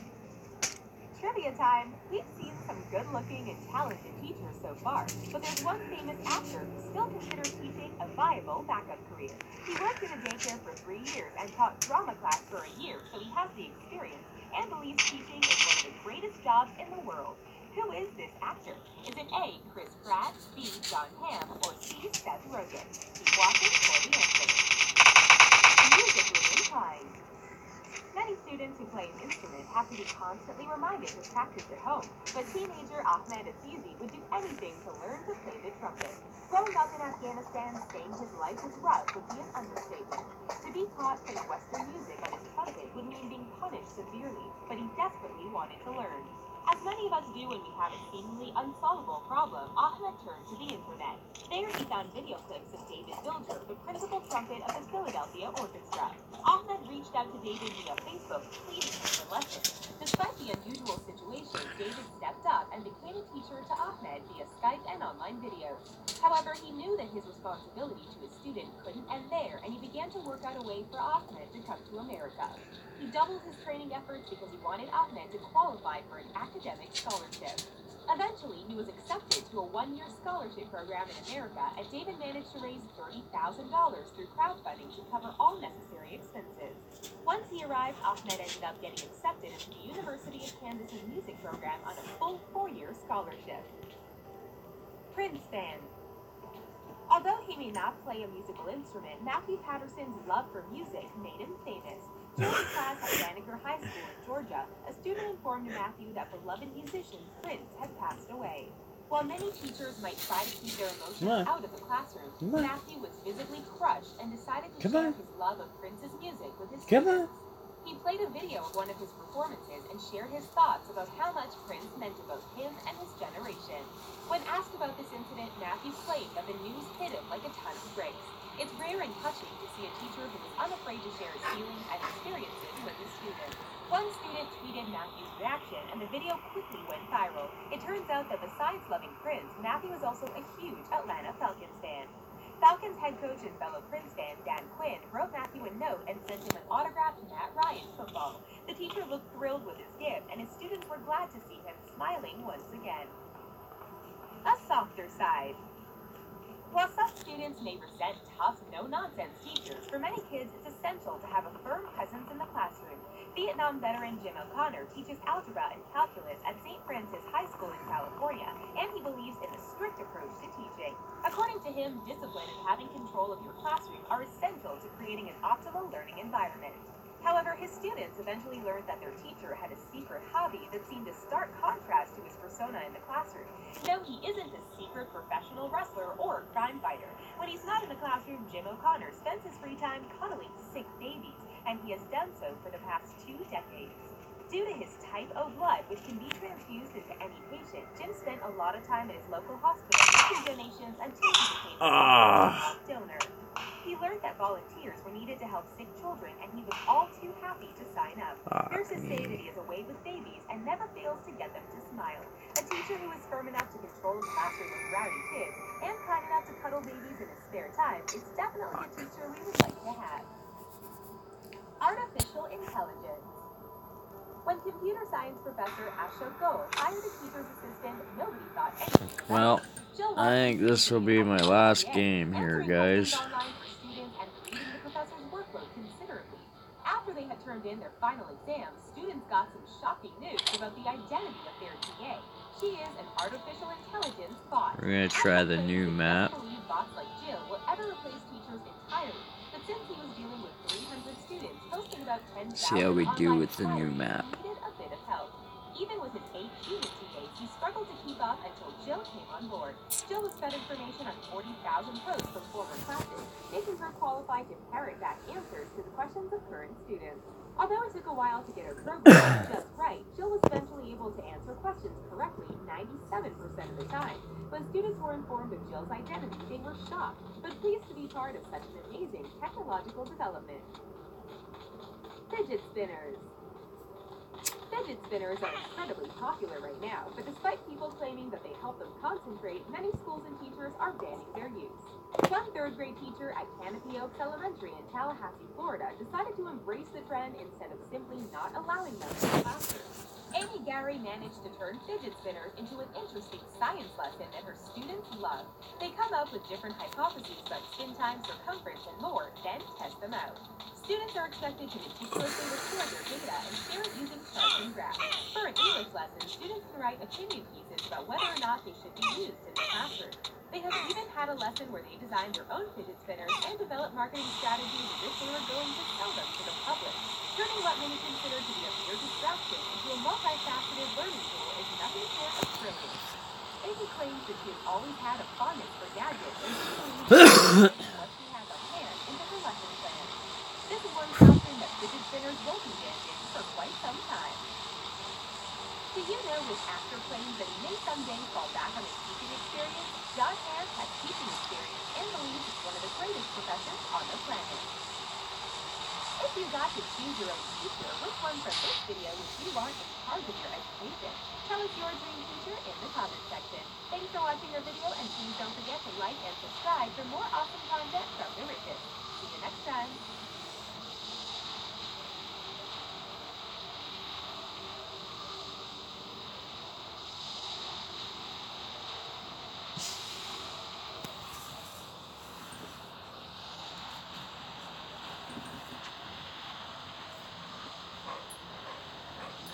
This is Paul Joseph, hair transplant specialist for Turner International. Hey, knock it off. Just relax. Why do you have to act so stupid? I just want to pet you. You act so retarded all the time. This is a 6-month post-op result, which would mean he's only at 50% final results, and thickening will continue over the following. It's alright. Just lay down. Please note this patient does have a little bit of a skin condition. Relax.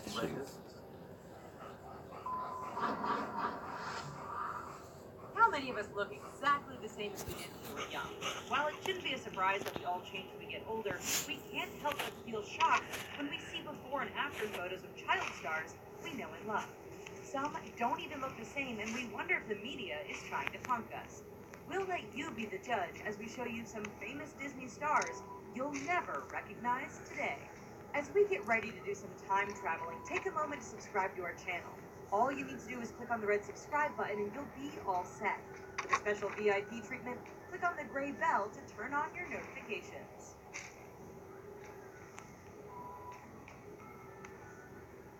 Kimberly J. Brown. Halloween Town was one of Disney Channel's unexpected hits, and we all couldn't get enough of Marnie and the Cromwell Witches. Who didn't want to have a magic wand and a flying broom? In fact, the movie was loved so much that there were 3 additional sequels. We were all shocked when star Kimberly J. Brown didn't return for the 4th movie, Return to Halloween Town. Brown played the main role of Marnie Piper, and her chemistry with Debbie Reynolds made us all want to move to Halloween Town. Brown was one of those stars who we wondered where they ended up after their time with Disney. Brown's acting career started when she was just 5 years old, and after Halloween Town, she ended up having a decent career in television and film. Brown has also lent her voice to several commercials, including Tricks, where she says the famous tagline, "Tricks are for kids." If you look back at her Disney days and compare it to today, she looks quite different and has grown into her looks. We can safely say that time has been kind to Brown, and she still has a loyal fan base to this day. Shia LaBeouf. Shia LaBeouf is one of those guys who has had such an expansive career as an adult that we've forgotten that he got his start as a Disney child star. He played the role of Lewis in Even Stevens, where he was the goofball younger brother of the sibling duo. After that, he landed a huge role in Holes, which jump-started his film career. He looks so young and innocent that you can't even picture this kid taking on the roles that his adult self has done. This is especially true when LaBeouf is sporting a beard and totally rocking adulthood. With a side-by-side comparison of when he was with Disney and today, you have to wonder if it's even the same person. It seems that LaBeouf has taken some of the zaniness and quirkiness of Lewis and applied it to his life. Why do we say that? Well, he's known for making some interesting publicity stunts like wearing a paper bag over his head and road tripping around the world asking people to find him. Being esoteric has seemed to become a trademark of his, and he seems to be looking forward to his next step. You, how the fuck? Love watching our videos, but looking for a more ad-free browsing experience? Take your video viewing to the Such bullshit, man. for the premium network. You'll get the first peek of the newest content from not only the richest, but Screen Rant, The Taco, Sportster, The Things, and many more. Thousands of your favorite videos in one place is a no-brainer. Click here to be the first in line for the premium. Ariel Winter. Ariel Winter is a Disney child We'll try the star who is new grown up map as a and see how well we do We've watched here. her go from an innocent and sweet child to a fierce and beautiful woman. Given that a good deal of child stars go through a rough time as they age, she seems to be doing okay. She plays Alex Dunphy on the ABC show Modern Family, and the network is owned by none other than Disney. Winter also lends her talents to Mickey Mouse on a regular basis, along with regular visits to Disneyland while wearing a romper. She is the voice of Princess Sophia in the Disney Channel show Sophia the First, and you can see her in numerous TV specials for Disney. Not only did she go from a nerdy-looking kid to a bombshell, but she is the epitome of a not-so-ugly duck turning into a beautiful swan. If we all aged as gracefully as Winter, well, the world would be filled with some gorgeous darn people. This is another one we can say that Father Time has been kind to. From the looks of her career, it seems that she has a lot more to show us, and we'll be happy to find out as time goes on. Moises Arias. Moises Arias played Rico in Disney's Hannah Montana. Since he was one of the younger stars, his aging process has become one of the most surprising. He isn't so little anymore and is growing to a young man who continues to get regular work in the entertainment industry. Along with making appearances in several different Disney Channel shows and movies like Dad Nap, Wizards of Waverly Place, and The Sweet Life of Zack and Cody, he also made appearances in music videos. You can spot him in music videos to the Jonas Brothers, Jaden Smith, and even Pearl Jam. As he's gotten older, naturally, he has taken on more mature roles in indie projects in movies like Ben-Hur and Ender's Game. Arias has grown up, and his appearances show that he's more into serious and dramatic roles that are the opposite of the quirky role of Rico. But just because he's no longer a kid, it doesn't mean that he's forgotten his Disney roots. He and former co-stars like Emily Osment often reunite to remember the good times of Hannah Montana and how it gave them the boost to continue working in Hollywood, even after growing up. Emily Osment. Speaking of Emily Osment, have you seen her lately? Did we mention that her brother is Haley Joel Osment? Hollywood is a family tradition. While she hasn't become nearly as famous as Miley, she continues to make a splash in the Disney company. Mainly, she isn't as controversial as her Hannah Montana co-star, but as the saying goes, the squeaky wheel gets the oil, or in this case, the media attention. Today, Osment stars in the freeform show Young and Hungry, which is also owned by Disney. But her role for freeform is much more adult, and she's no longer playing the cute best friend of Miley Cyrus. If you look at her transformation from a child with wide eyes, it's hard to even pinpoint that that's the same person. Sure, we all grow up and lose our innocence eventually, it's only natural. If you compare the then and now of the actress, something has definitely changed in her eyes. Or maybe it's just the makeup. Osment has managed to grow into a gorgeous young woman who is ready to tackle the more mature roles. Well, it's break time. Here's a quiz to help you deal with those feelings of getting oh so old. Disney Channel is one of the most popular networks around. When did it start? We'll reveal the answer at the end of the video.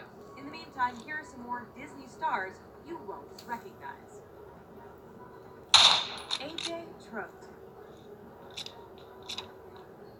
AJ Trott played Twitty in the Disney Channel show Even Stevens, and he was the first crush for many youngins back in the early 2000s. Who didn't swoon over Twitty's luscious blonde locks?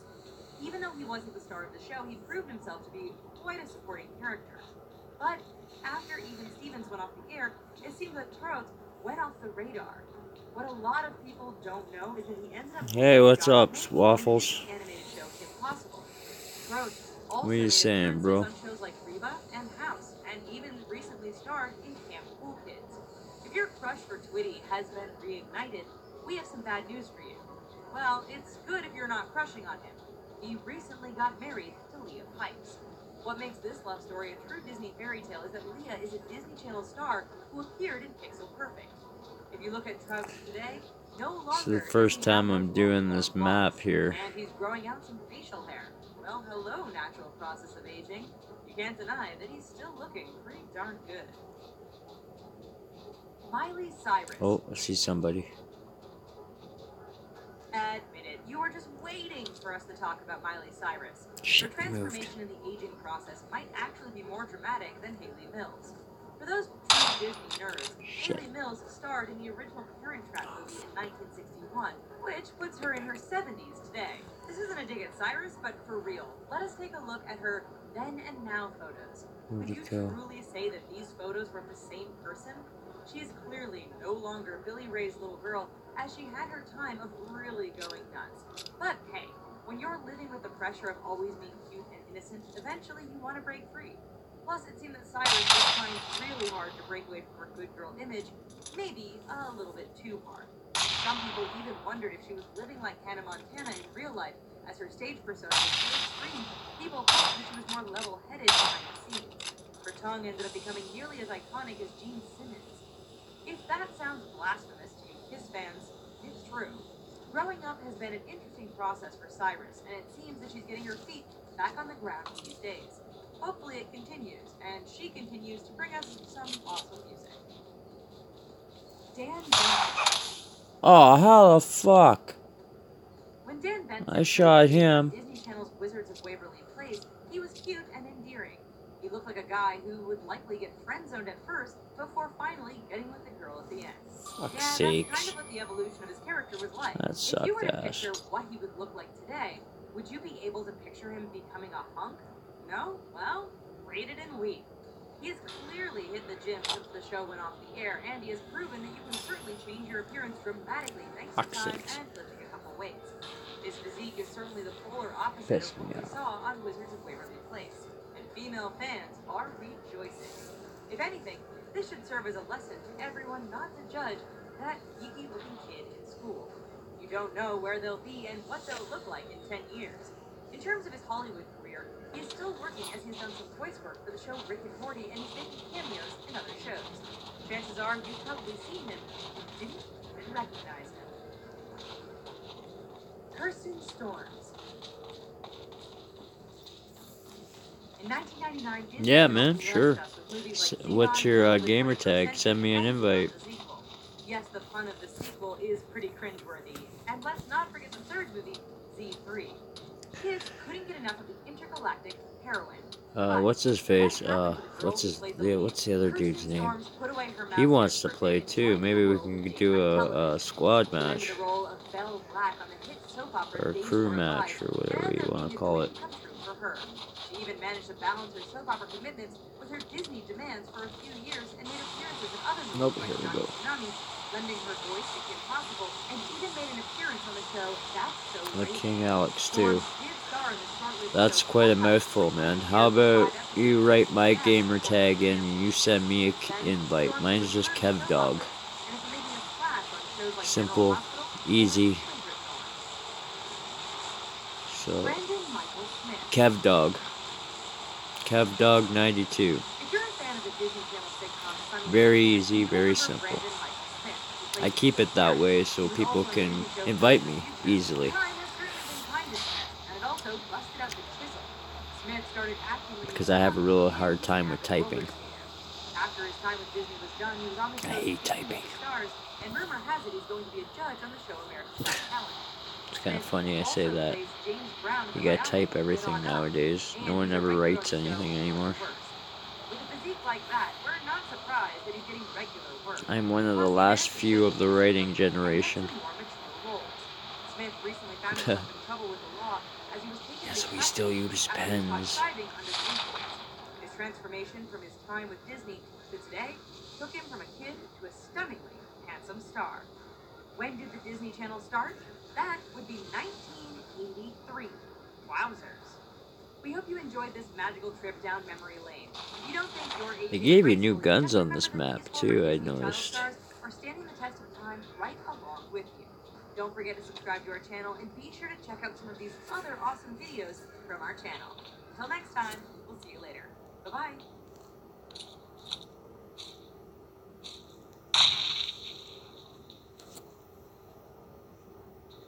Oh, yeah, some dude already shooting at me.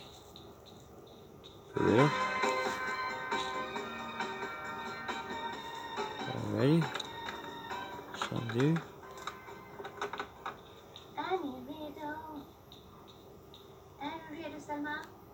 Hey, how you back, Queen? We got another guy that wants to play too. So, how about we have a squad match? Guys. Oh, are you serious? Yeah. That's a cool guy.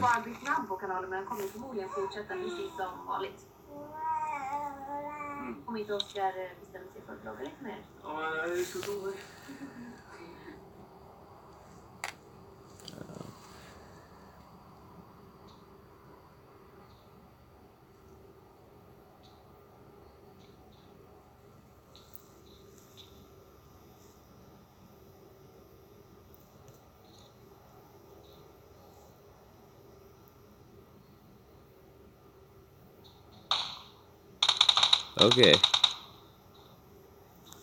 It's just kevdog, man. Kevdog.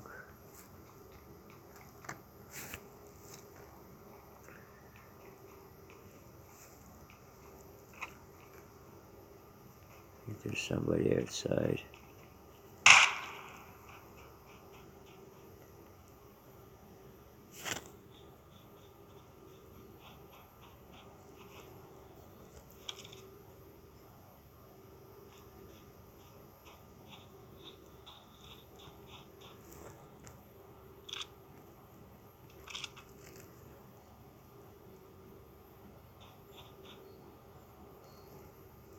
I hate urban combat, it sucks. So many places you could hide and take shots from. Yep. What's your gamer tag? Go.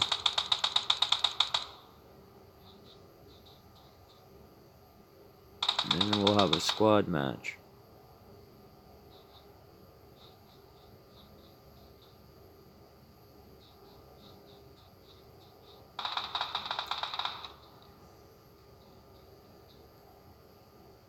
Kevdog. That's my name, Kevdog.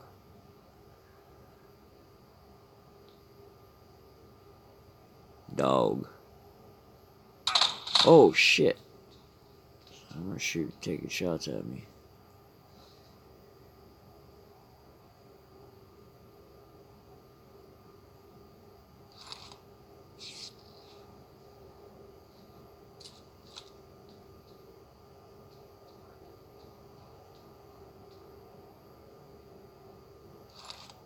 You know where those shots were coming from.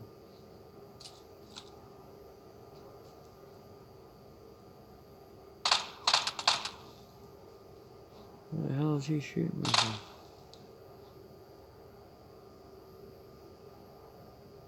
Oh, I see now.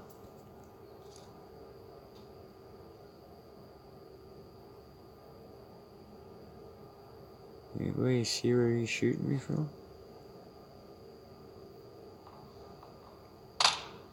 Oh, I see you. Ah, up there. That's where he's shooting me from. I saw him just at the last second. Just as he put a bullet in my head. Fuck's sakes. God damn it.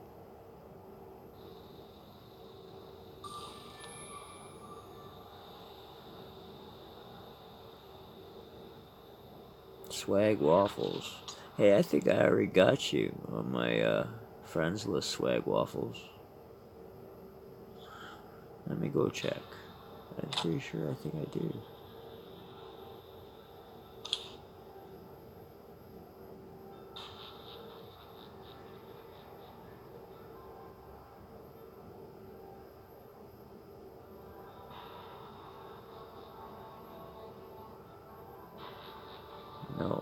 No, I don't.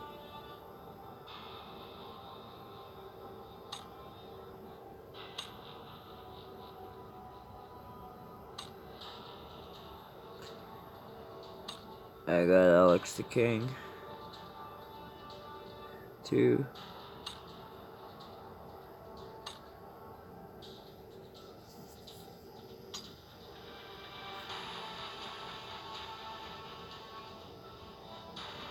Yeah, send me a request.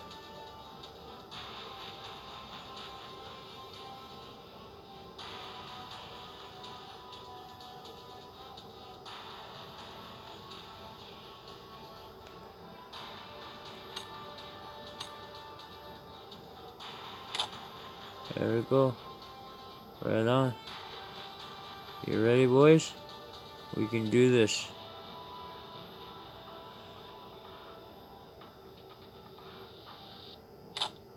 Oh wow, we're playing in the Asia server. Right on. That should be fun. I haven't played in this server yet.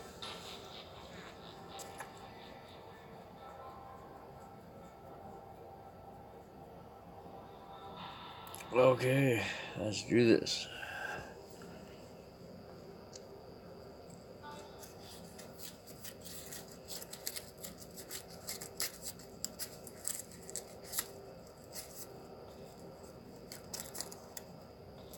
Oh, we're doing this map too. Great.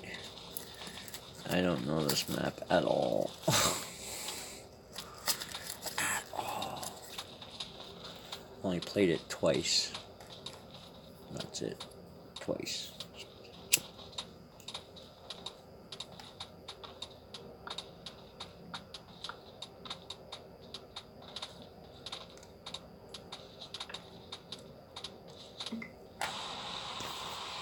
Lomachenko? Or no, Lamanda. Let's go! Yep, let's do this. Let's go! If those were two, so at the end of the, in between the 4th and 5th round. There can only be one winner. Let's go! Let's do it, guys. Said I want out. Impressive. And her team said no.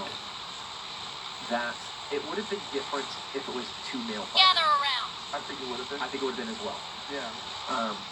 One, I believe that had her team let her out, she would have regretted it the rest of her life. The failure didn't happen by her team there in between the 4th and the 5th round. Are you ready, guys? Preparation, getting her ready for Let's that. jump anytime. Those words would never be uttered out of my mouth. I'm jumping. Fight. It would be my team begging and pleading for them to end the fight. I don't King know Alex too. Let's go, jump. There was a path to victory for her. I don't think there was, and I think she felt that. But I think the journalists, the MMA media, attacked her coaches unfairly. One, because she's a girl. I think that played a part in it. Everybody's like, I don't have a mic.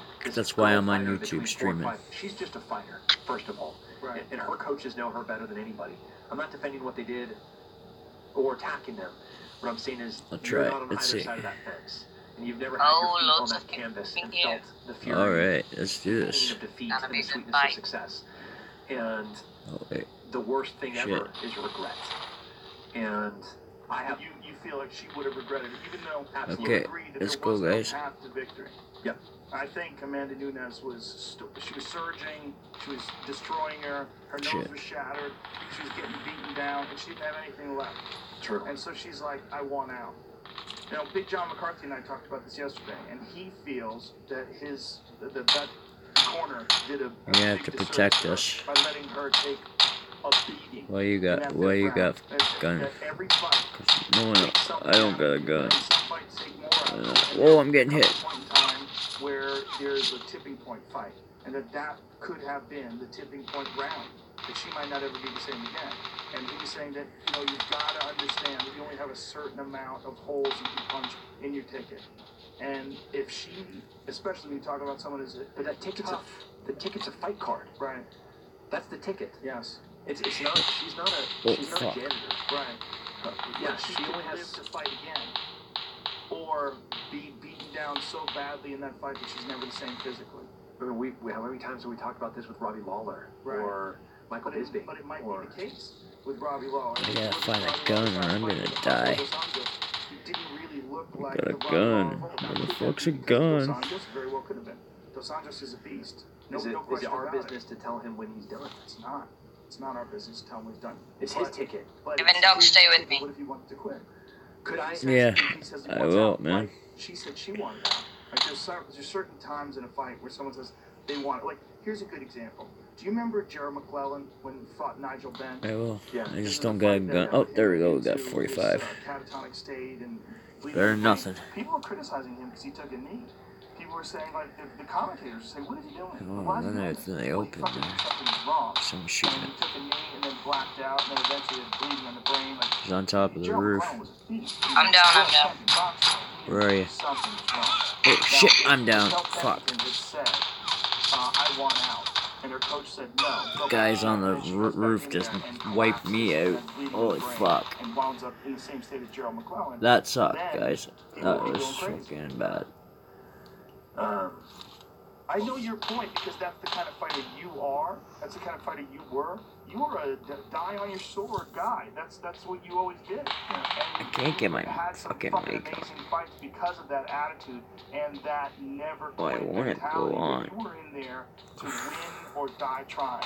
God, I'm so scared of that regret, though. I understand that. Fuck. And I don't know if all the things that They're on the roof. have to, because I have, mentally checking out at the end of the year. Got him. I Shot. regret that to the day I die, that I didn't stick, because I'm looking at Dana anticipating my money. I'm already looking at him and be like, you're going to pay me for this one. This is one hell of a You're gonna fight, have to save right? him. Thinking about me destroying my Try to save him, That's bro. what I was already thinking about. I Try already to go left the save ring. your So I have that teammate regret before he that, bleeds out. nags at me. I can't even imagine what the regret would be like for me not to go out. All my Yeah. I don't have post-traumatic Bad stress. place to All the drop things was that happened right. to me, it's the things that I didn't do, and it's We regrets. But they're like those we must things have dropped like right into the fucking center of everybody. And that's what Just makes you everybody a coming stronger towards person. this You area, don't I get guess. stronger by doing the right thing every single time. Part of Very, getting stronger very is by weird fucking up combat. and having this horrible feeling. My biggest Fucked problem up is and I can realize never you never find wanna a feel that fucking again. gun as soon as I hit the ground. I find every. Leave? That's how muscle Okay. and that's how a brain works. Is you damage it and it comes back strong. Yeah. And I think that's how the human condition is to a degree. But the hurry to failure, the rush to failure, or that's how you get better.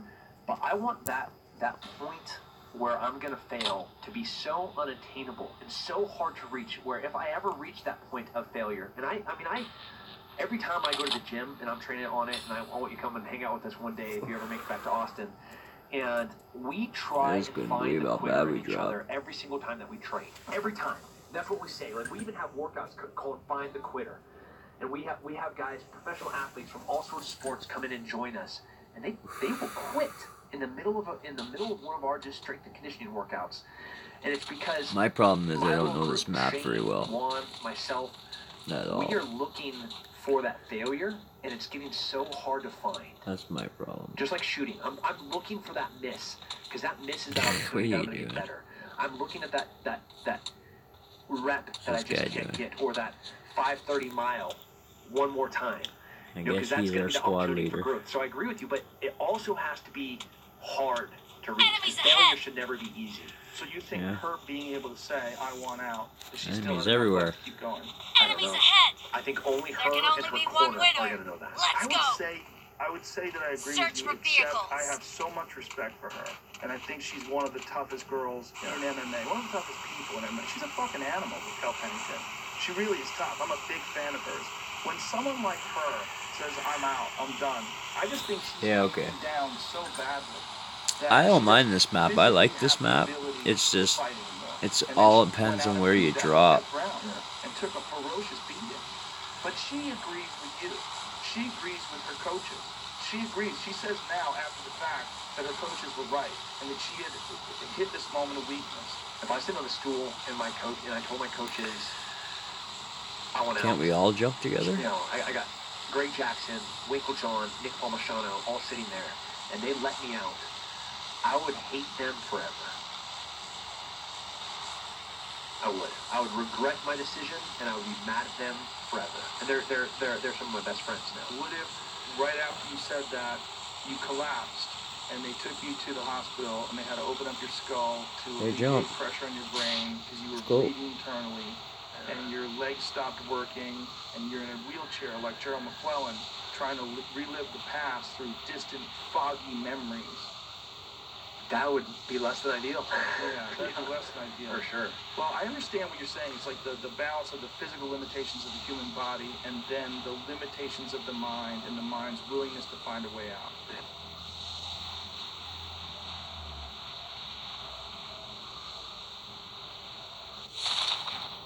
That's a good place to land. You might be able to find weapons quick. Watch Okay, so there's only one guy and I can kill him. So you guys go ahead and do it. I migrated from India around 9 years back. It's been a crazy ride since then, but enjoying every bit of it. I got you. Fucking guy landed up near us already. I wanted crazy. different lifestyle for my kids. My priority was first to secure a job, get a house, and then make sure I had some mode of transport. So getting a vehicle was the next on my list of priorities. My advice to all newcomers to Canada would be get all the licenses that are required until you reach the full. Oh, you gotta be kidding me. All my friends know that I just got fucking fucked right up. Are you kidding me? In the casino. They're all in the casino, guys. Than a person who was born and raised in Canada. Face. Check the kind of insurance rate you're getting for the kind of car you want before you make a choice. As far as financing is concerned, there are again different options. I was very lucky that I shopped around enough and I initially got 0% on my financing. There are so many different processes that as a new immigrant you're not aware of, like registering your car, getting a license plate. The dealership takes care of arranging all the finance and all the paperwork themselves. The dealership is very particular about the kind of documents you bring in. Your driver's Oh, they're all dead. We're all dead. Credit card, proof of residence. How the fuck do we all die? Holy shit. Christ. Wow. Are we really that bad at this game? I am kevdog, the worst gamer ever, so I am holding up to my my title name. Holy Christ.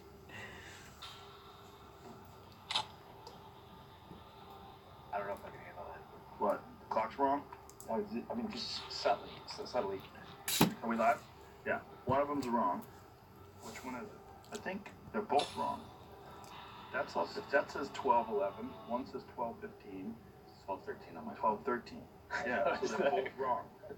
This one says 12:14. That one says 12:11. That one I want to strap C4 to this, and this one I want to spike against the wall. Yeah, so. Are you OCD with time or with everything? With everything. Yeah? Yeah, like my reloading room is disgustingly perfect, and if I load the dishwasher, all the forks have to be symmetrical on one side, the spoons have to be in there, and all the mugs, the tall ones have to be on one side, and then yeah. What's that all about? I don't know. I think it came back to pull this sucker up to your face. When everything's the same and something's not the same, it's easiest to see that way. Right. Right. So, like counterfeiting, like if you're buying a chick in a 13-year-old girl in Tijuana, and you're gonna want to get the guy for counterfeit money, and you want to get him for human trafficking, and he starts handing you crappy bills. The easiest way to spot the bills is to be able to have all of your proper bills all in the right order, so the one that's fake is going to stick out. And you're like, oh man. Only you would use that example when you're going to Tijuana and someone's trafficking human slavery. But that's a good example. Counterfeit money is a good example. Yeah. And if you have a 13-year-old girl with a bunch of 18-year-old girls, you can see the 13-year-old girl a little bit easier. Right. Yeah. So it applies to everything. You know, if you have like a bunch of, if you reload, you have a bunch of grain bullets and you're going to measure and then lock them all 0.5 separation. All right, let's do this. So it's like 175, 175.5, 176, 174.5, and so on. When you stack them all together, the easiest way to group them instead of measuring every single one is to look at them and just put the ones that are similarly sized all together, smallest to largest, and then you can weigh them in kind of batches. Have you always I think so. With everything. Yeah, mostly. And what about with, like, when you were fighting your training? Did you like map out everything to the rep, to the detail, training notes? Mm-hmm. Greg, if you watch some of our fights, and I mean, you were cage side for almost all of mine in the UFC, you'd hear Greg be like, okay, so that went according to the plan, or all right, so let's go ahead and change things up a little bit, because you just got your ass kicked, you know? So then we'd have to adjust. He's one of the more interesting corner guys. He's so much fun. Yeah, he enjoys it, and he seems to like want you to enjoy it too. Yeah. He's like, all right, that went amazing. You know, he's like, God, geez, let's get some deep breaths. You're doing fantastic. Yeah. In between rounds with Michael Bisping, it was a 5-round fight.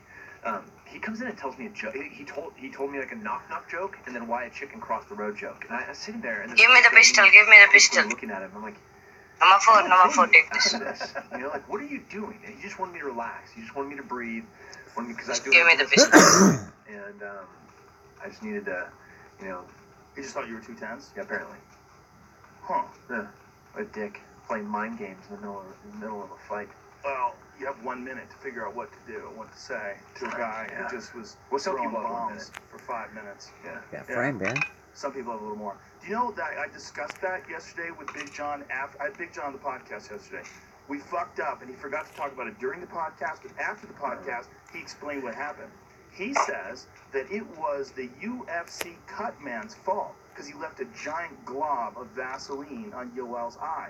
He didn't want to touch it because he felt like if he touched it, it could open the cut up again. Yeah. He called. Here, number four, there is a choke here. He tried to call and get the guy to come back in. The guy wouldn't come back in. So the cornerman tried to come in. He said no. He said, you got to bring the cut man back. And then he wound up doing it by himself. It was a perfect storm. He said he fucked up.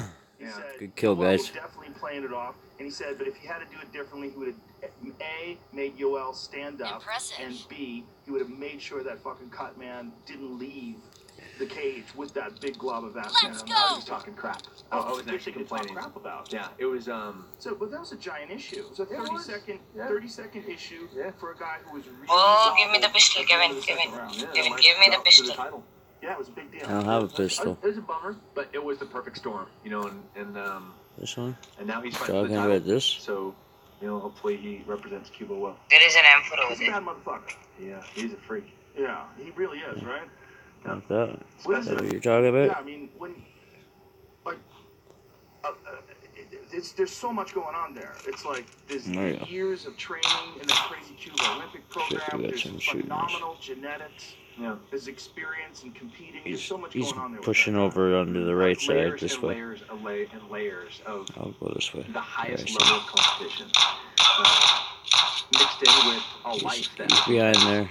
been very complementary to a mindset of an athlete.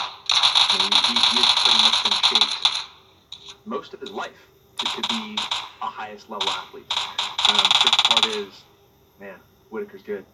Whitaker's very good. Whitaker's very good. He's very good and very young. You know, and Whitaker, you got to remember, had his I only knee got 5 rounds in the left. first round. He got his knee hyperextended, tore his MCL pretty badly in the first round, and still was able to stuff takedowns, and arguably the best wrestler who's ever fought in MMA. Yeah. Pretty impressive shit. That's a great fight. That's a couple weeks from now. Woo. Yeah. Jacare and what's his face just fought? Calvin. Yeah. Impressive. Was it, are you like, you're so close to the division, you're paying attention to it, and you're just recently retired. Do you still get itchy?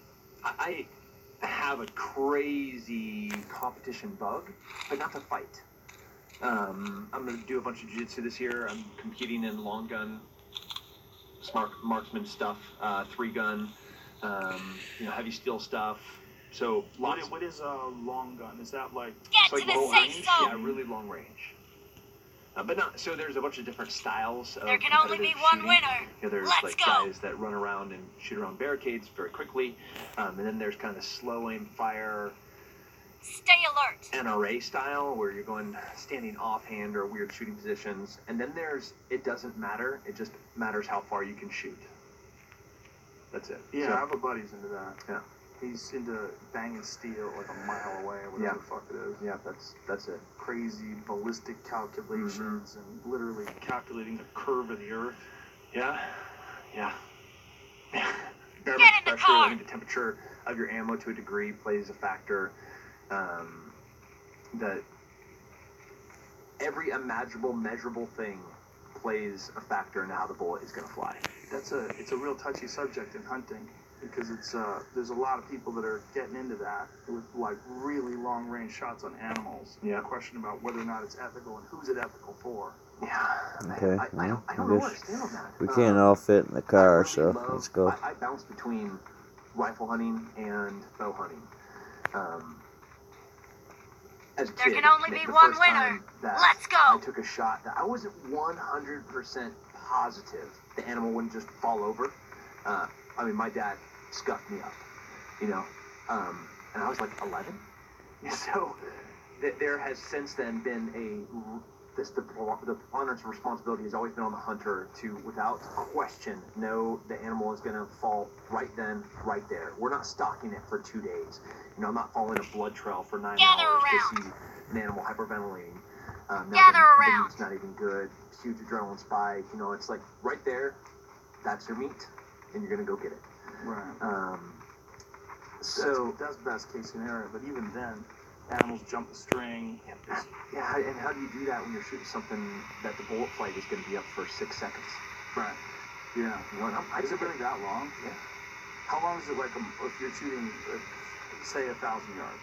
1,000? 3 seconds. Yeah. That's a long time. That is a long time. Animals can take a couple steps in 3 seconds. Yeah, the heart's this big, you know? Yeah. Size of our 2 fists. And that's not a lot of margin of error. The wind changing 1 mile an hour. 1 mile an hour at 1,000 yards could make you miss that heart.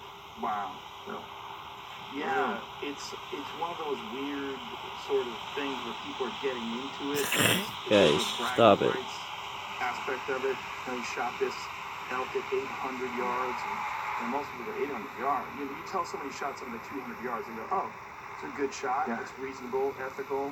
You know, you have the crosshairs on an animal's vitals at 200 yards. Yeah, It's check basically this dead place animal. out. Absolutely. You But can't get- find you get any to ammo, 600, shit. 700, like, Yep. there's a tiny little spot here in that. Yeah. Shit gets wiggly.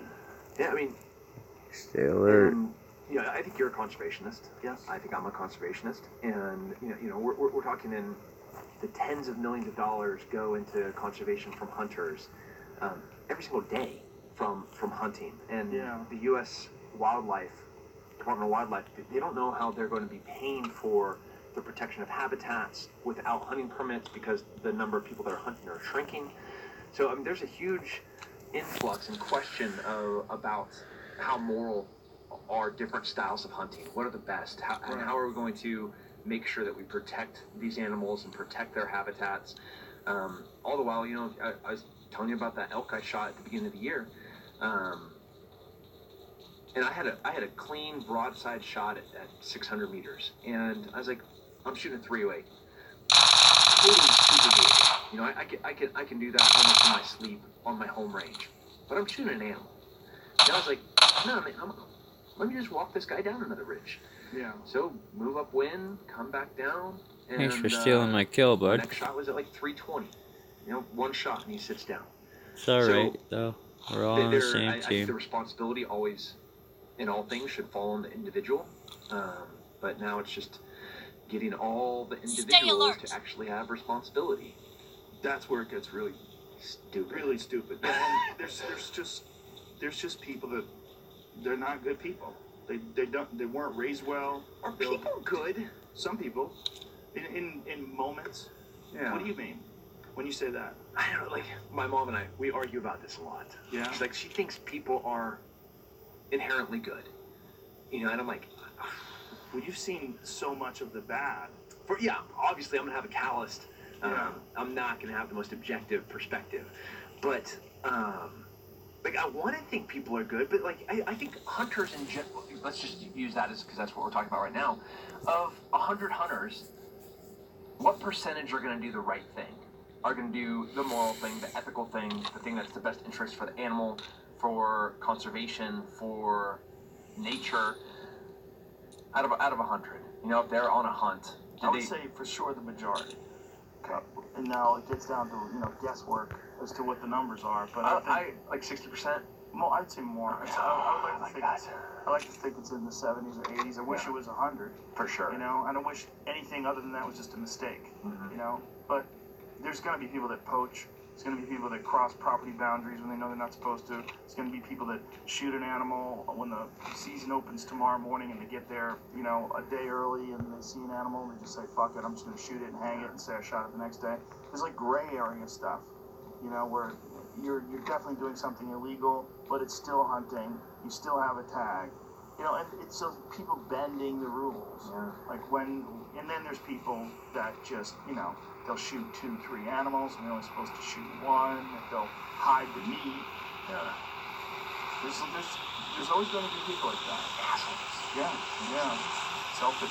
Yeah. There's always going to be people like that, unfortunately. And the thing about hunting is it's so controversial. In a world where 95 to 97, depending on who you ask, % of the people eat meat, it's still very controversial to go out and kill it yourself. It's weird. I still can't understand this. Very weird. I know. In addition to people being, you know, maybe moral or immoral, or most are good or most are bad, there's the contradiction of people not even using their brains. You know? Yeah. I had the best tacos I've ever had in my life last week. And those after getting waterboarded, right? Yep. Maybe they tasted extra sweet. But I had a bunch of friends over. We had some wine from right next door to where my parents, like where I grew up, and the animal, the elk that we were cooking, man, I saw it for a day as I walked this thing down. I mean, the most beautiful, majestic creature. Like I said, I was 600, moved into just under 3, or right at 3, and so I got to see it in life. I got to see it at its death. I got to see after death. You know, I have the whole entire trophy. You know, just like you. But I have 2 freezers. You know, I garnered almost 600 cumulative pounds from the hide, the head, and the meat. Just shy of 400 pounds of meat off that thing. It's not 2 freezers full of meat. You know, it's a big animal. It's a big animal. Delicious big it's animal. So good. It's so good. It's the best for you too. It just feels good. It's so good in your mouth. Yeah. It's the best for you in your mouth. Yeah. It's best for your body too. I feel like it charges me up. I want to fight velociraptors after. I was like, I want to go to Colombia, to Medellin, where the good stuff is. Steal some of the good Coke, you know, like the old Pablo Escobar style Coke, and then bring that back to wherever I am. And I think that's the equivalent of what good elk tastes like in your mouth. I've never done good Coke or bad Coke. So well, I've never done any Coke, but judging from the amount of money that Pablo Escobar made, the way that people talked about it, and how rich Medellin still is, I think it's pretty good stuff. So there's definitely a high demand. Yeah. So the contradiction would be like people who are animal rights lovers would be like, you just talked about this majestic animal that you watched and you admired, and then you shot it and killed it. Yeah. God, it's beautiful. You can, I still love it. Yeah. I love every single ounce of it. I know, and I agree with you, but for people that are, you know, maybe animal rights activists how or many vegans, of them have ever been to, not that I'm dogging on the cattle industry, because I'm not. I think they try to do the best that they can with what they have to produce enough food to feed a huge, ever-growing population. I mean, this is a hard thing. You ever been to one of those farms? I have. Yeah. I've been to good ones and I've been to bad ones.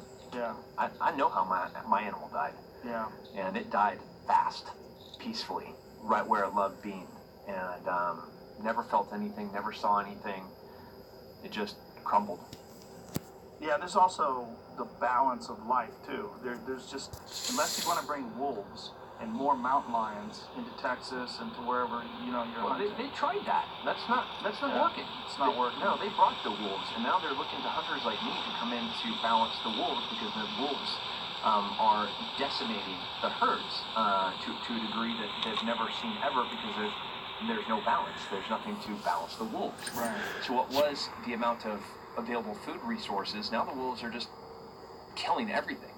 So even Yellowstone, they're like, can we bring in some pro hunters to try and balance this? Yeah, they knocked down the herd in Yellowstone by 90% at one point. Yeah.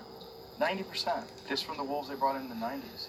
Yeah. They're like, okay, we lost the wolves from the 60s to the 80s, so let's bring back some wolves in the 90s and think that we can balance things. And while it paid a positive effect for about 10 years, then 2010 rolls around, they're like, oh, wait a second. They're killing entire herds. And we might lose all indigenous elk here if we don't do something immediately. So now they're bringing in guys like me to dart them and try and relocate them and bring house, whatever. Well, the whole idea behind it was so crazy. They went and got these giant Canadian gray wolves and brought them over here into a place where the animals had, they had no knowledge of wolves. They had wiped out the wolf population. And the size of the wolf is bigger than what was originally here. So naturally, the amount of calories that wolf needed was greater. Search for vehicles. With 100 years of lack of evolution for the animals that were there to know what to do. Yeah. It was just fish in a barrel for these wolves that had a... Gather around. They're adapting. Hopefully. They're adapting quick, but they're still getting jacked. Part of the problem is people say, well, they're killing the weak animals, but they're not. Killing everything. The weak ones go down into the farmlands. You're getting like the cows and the calves, the smaller elk, the female elk and the babies. They're moving into farmlands, and the big males, when they're not rutting, they stay up in the mountains. And they usually form these like bachelor herds, and then when they're not rutting. And when this is happening, that's where the wolves are. So the wolves are killing. I mean, I have friends that live in Idaho and friends that live in Montana, and they're like, it's bad. Like, there's a lot of fucking wolves killing giant elk. I've been failing in communicating. So right now we agree with each other, and we're almost echoing the same sentiments. So that person that doesn't agree with us, that vegetarian, vegan, the conservationist that looks at us like, no, you guys are hunters, you can't be conservationists. Where does the conversation start? Where's the middle ground where you can find, well, one, where an opportunity to build rapport and to have a conversation, to have a discussion, to have maybe even a debate where you can intellectually talk through your different perspectives. I've been failing at this miserably of late, and I've been getting a lot of. It's weird when my social media. I think I have a lot of conservative military. What's Alex the King doing away the fuck over there? When that whole entire base is mad at me, which is weird, and then on the other side, the far left progressive side is looking at me and being like, oh, we hate you too. The safe zone. So yeah, I forgot about that. 95% of people on social media. Battleground. Oh shit. So we can talk. Have you pissed off the conservatives? Yeah. How have you done that? In there. Lance Armstrong and I were talking about gun control after the Shit. So I'm down. Talking about gun control after the parkland shooting in Florida. And he asked me, do you think gun control is a solution? And I said, absolutely. I think gun control can be a massive solution. Verbatim. That's exactly what I said. Now, to me, gun control, those are words. Words like well-regulated militia. The word the Constitution. No! Gun laws also a form of gun control. Fuck! Like a well-regulated militia. I think that having good, safe gun laws save lives. I don't want to have a felon, an MS-13 guy. Where the fuck is this guy shooting us from? From the military to get their hands on a gun. We have those laws. Those are forms of gun control, in my opinion. But the conservatives' Second Amendment, if you use the word gun control, I was immediately called a Darrell, I'm a traitor, I was a duff. I don't even know what a duff is. That was a reoccurring one. I think it was the guy from Roger Rabbit, the guy that would hunt around with the gun, but he didn't know how to use the gun because he always missed Roger Rabbit. I think he's up in that window. Yeah, Bugs Bunny. Yep, that's so Elmer Fudd. Yeah, a Fudd. That's what they called me, a Fudd. Yeah. So, like, 100 people And I'm trying to have a conversation with Lance Armstrong, a He's guy that had never upstairs, shot a gun bro. at the time, that was against private citizens really owning guns. And he couldn't be more for gun control, but I wanted just to talk to him. Yeah. And so I had no problem using his vernacular, using the words that he's Got him. with, like gun You control. got him. Even though to me that's just You got him. That's well-regulated militia. I mean, I'm a huge Second Amendment proponent. I don't think anybody has ever questioned that until this moment. Well, if they just pay attention to you for 5 minutes, all they have to do is just go to your Shut social the door. media and go, he's not an anti-gun guy. No. This guy's on the range. How many days a week? 6, 5. Yeah. Come on. Yeah. Like, I'm mad that I'm here with you. He's not on the range. He's not on the range, you know? But I'll make it up tomorrow. Yeah, you're a gun nut. Yeah, for sure. For sure. I mean, it's an occupational thing. Yes. Like, I have no choice. This is what I do now. If you want to be excellent at your job, you must be a gun nut. Yeah. Well, in that conversation, I disavowed apparently my huge group of Second Amendment loving people. I have a theory on that. I think there's a lot of people that are just looking to get pissed off, and if you say any word that Here he they comes. decide is a hot button word, like gun control, Got him. Right on. on what you consider gun control. That was awesome. That was awesome. That was so tight. A group of hunters. It was Come hunters on, for brother. gun control. 19 more to go. Oh no! Go, go, go! No! Get a firearm currently. That was awesome, boys. That was awesome. The response to that, the backlash of it, it's not debate. It's like people on that side, the pro Second Amendment side, they're so terrified. That was so awesome. That was good. Regulation. That was They think really that good, you have guys. to hold your ground because any slipping backwards is going to eventually lead to someone taking your guns away. Yeah, I mean, I do understand the death by 1,000 cuts. You know, I think that has always been the perspective. You know, if you look at, it's not like Adolf Hitler said, okay, we're going to kill all the blacks and all the Jews overnight. That's not what happened, right? It was over the course of 7, 8 years where he just very slowly, incrementally changed laws. Okay, they're not allowed to shop here. Okay, they're not allowed to go here. Okay, now we're going to move them all into the same area. And very slowly, not slowly, in a matter of 5, 6, 7 years, he started a genocide of an entire ethnicity. And that's the fear. It's okay. It's gonna be incremental, and at some point we're gonna turn around and look and be like, look at all of this freedom that we've lost. I think it's the same, you know, with during right after 9/11 when George Bush, you know, the Freedom Act or the Patriot Act, you know, like that was one of the largest losses of privacy that Americans have ever experienced. But we were fearful, we were scared. And, you know, like, I love dangerous freedom. But overnight, we lost a ton of that. Not incrementally, just overnight. And the most efficient way is to take it bit by bit by bit. So I get that. But for Christ's sakes, man, like, you can't find somebody that's more of a proponent of the Second Amendment than me, except apparently on that day when I pissed off. So I'm trying to figure out how to have a conversation. I can't do it. I don't think that they're any more of a Second Amendment proponent than you are. I just think they're ideologically so rigid in this idea that you can't change gun laws at all. And if you think that someone who's on antipsychotic medication, who has bouts of manic schizophrenia, you think that person should be allowed to have guns when they hear voices that aren't real, they see things that aren't really there. They've been reported to the FBI a handful of times. The sheriff knows about them. The principal knows about them. Oh, Jesus. I dropped my phone. Tim Kennedy's been acting crazy. Tim Kennedy's doing, he's saying he's going to kill my family. Tim Kennedy's doing this. Tim Kennedy's doing this. Someone just decides to actively target you in that way. They can sort of frame you as some sort of a crazy person and then use that Okay, dude, let's jump. to go after your guns. I mean, this is what Let's people go. are terrified of, yeah? And that is possible. There can only be one winner.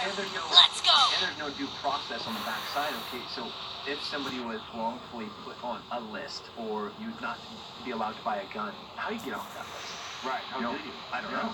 How do you? I mean, as a guy that spends quite a bit of time, what I think. Hey, Racer. Gun laws What's up? Protecting gun ownership. I don't even How you doing, man? No, that's scary. Probably don't. Yeah, ever. It's like the no-fly list. There's just not a way. How have you been? Who the fuck ever gets back on the fly? I know you were off. Do you want to join the team next game? Get on board, Southwest. No worries. Be awesome. Now my beverage service, peanuts, please. Yeah, it's. Oh, that sucks. Yeah, I know what it feels like, bro. I broke my phone there a few weeks back. I'm good, bro. I'm good. I'm good. Well, the conversation with animals has to happen. Not doing too good in PUBG tonight, though. Getting my asses handed to me. But that's how it goes. Some nights. You just come up against some crazy players sometimes. Playing in a crazy server right now, too. Asian. Want to balance out the population of, say, wild pigs? Yeah. Like, what's your proposal? They don't have one. Got a good teammate, though. This guy's pretty cool. And if you did trap them, what are you going to do? King Alex. You going to fix them? You going to give them, you know, the best exercise? Well, we tried to He's give a them good to fighter. the homeless, but the homeless weren't eating them in Texas. Really? Yeah. Why would you not eat wild pig? I know, delicious. Well, Texas wild pig's pretty. Is it funky? It's pretty funky. Really? Isn't it? Alright. That's how you take care of it? Time to get Yeah, serious. well, you have to take care of it. That's the thing. Is these are swamp living. Oh, right. Rough, pretty nasty things. So there was a period of time where we could go during the eradication where gas to curb mask. the ever-growing population.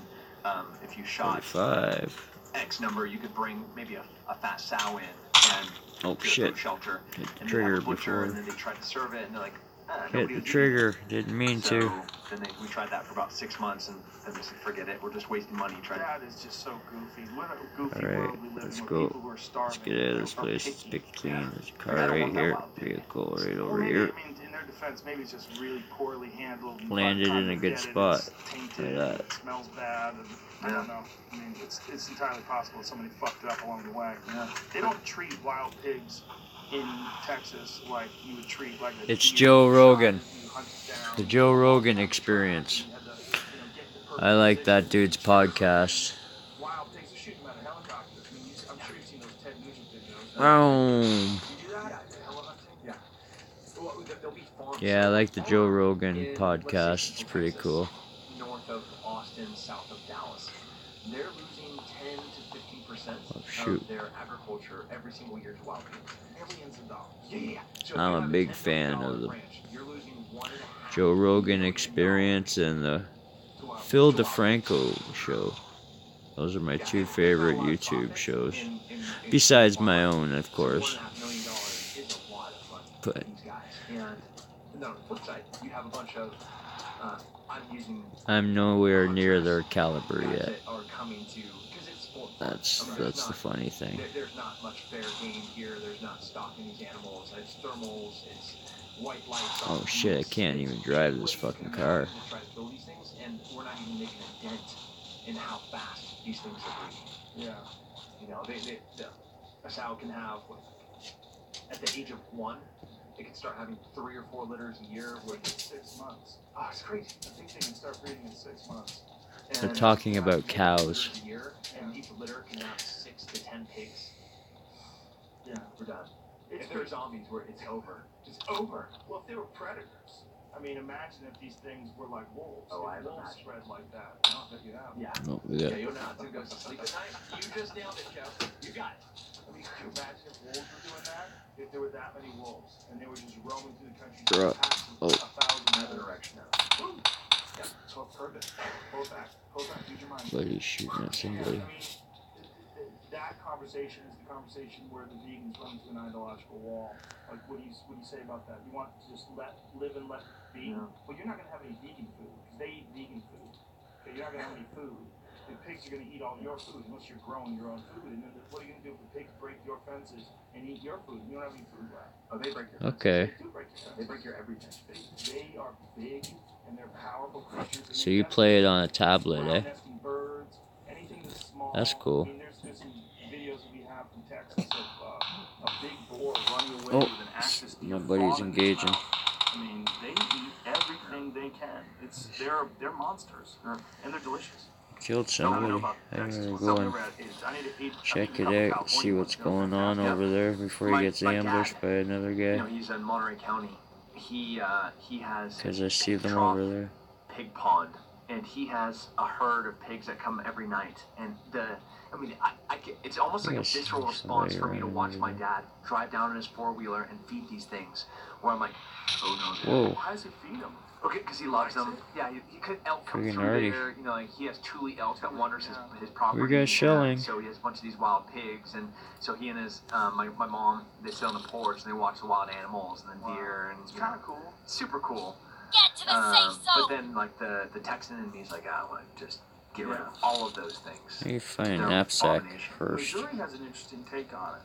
They're making hunting them illegal, and the reason why they're making hunting them illegal is because people are bringing them into areas and releasing Someone's them shooting in public us. land so that they can hunt these wild pigs. And they're recognizing this. So what they've done to curb the desire for people to do that is, first of all, they're trapping them instead of like running down the mountain with dogs or shooting them. That And guy's they find by shooting us. trapping them. There's a great podcast that Steve Ranella, he has the Meat Eater podcast. It's a great podcast, but he had a guy who is a wild pig eradication expert from Missouri. He works for the Department of Fish and Wildlife down there. Shit. And I guess they call it Fish and Game down there. California, they call it Fish and Wildlife. But they use these traps. They can get as many as like 63 pigs at a time. And he's like, if we tried to shoot 63 pigs, it would take forever to do that. So they're using these large-scale traps, catching these pigs, and killing them. And the way they're doing, they're like get a lot of backlash from hunters because the hunters are like, they want to get rid of hunters, but they know we want to get rid of all of them. These are dangerous invasive species. You guys want to keep some around for fun. Ooh, that was close, boy. That was close. So they're on an eradication bend down there. Yeah. I'd love to see how that works. They're apparently doing a Finally, I really good found a job knapsack. keeping them from spreading into new areas of public land. Like they'll get a notification. Someone will say, "Hey, we saw a sow and two baby piglets in this one area," and they will just go there and just track those things down and try to kill them. The areas where populations are clearly established, they're trying to get them from spreading. Yeah. I mean, it's a huge industry. Hey, he has too, a though. sniper rifle. I mean, hunting in general, we're talking billions and billions of dollars. I'll take a sniper rifle, thank you. Whether you're trophy hunting in Africa and you're paying a few $100,000 for a water buffalo, or you're going and you're just getting some a blessed buck or an impala, and you're still paying $10,000. The flight. There can only be one winner. Donating the food to the village, the trophy fee, the processing, then the shipping. The gun itself, the ammo, paying for the pH, paying for the guide, paying for the tracker.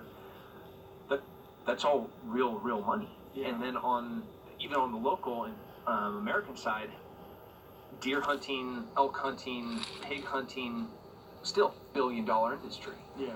And that money directly goes back to. I did help. I saved your ass the other conservation. on that last kill. Massive portions of that money. He had you dead to rights after you killed your back turned to him. JC, you can find that. I think they established that in the 30s, and this was in response to, what Teddy Roosevelt did when they were trying to keep large swaths of public land available for people to recreate on, and then try to bring back populations of these animals. They needed funds to do that because market hunting, people think it was like just hunters that decimated the population, sort of, but market hunting. It was hunting wild animals for people to eat, which is now illegal. You can't just go shoot a bunch of deer and then sell it to people. It's illegal. And one of the reasons why it's illegal is they wanted to stop market hunting. So they take all this money, which I believe is 11%. Is it 11%? 11% of all the money from hunting supplies, gear, guns, all that shit. Hey, what's up? Hi, it's go. We got and that turns out to be billions and billions of dollars. someone shooting at my squad mate here.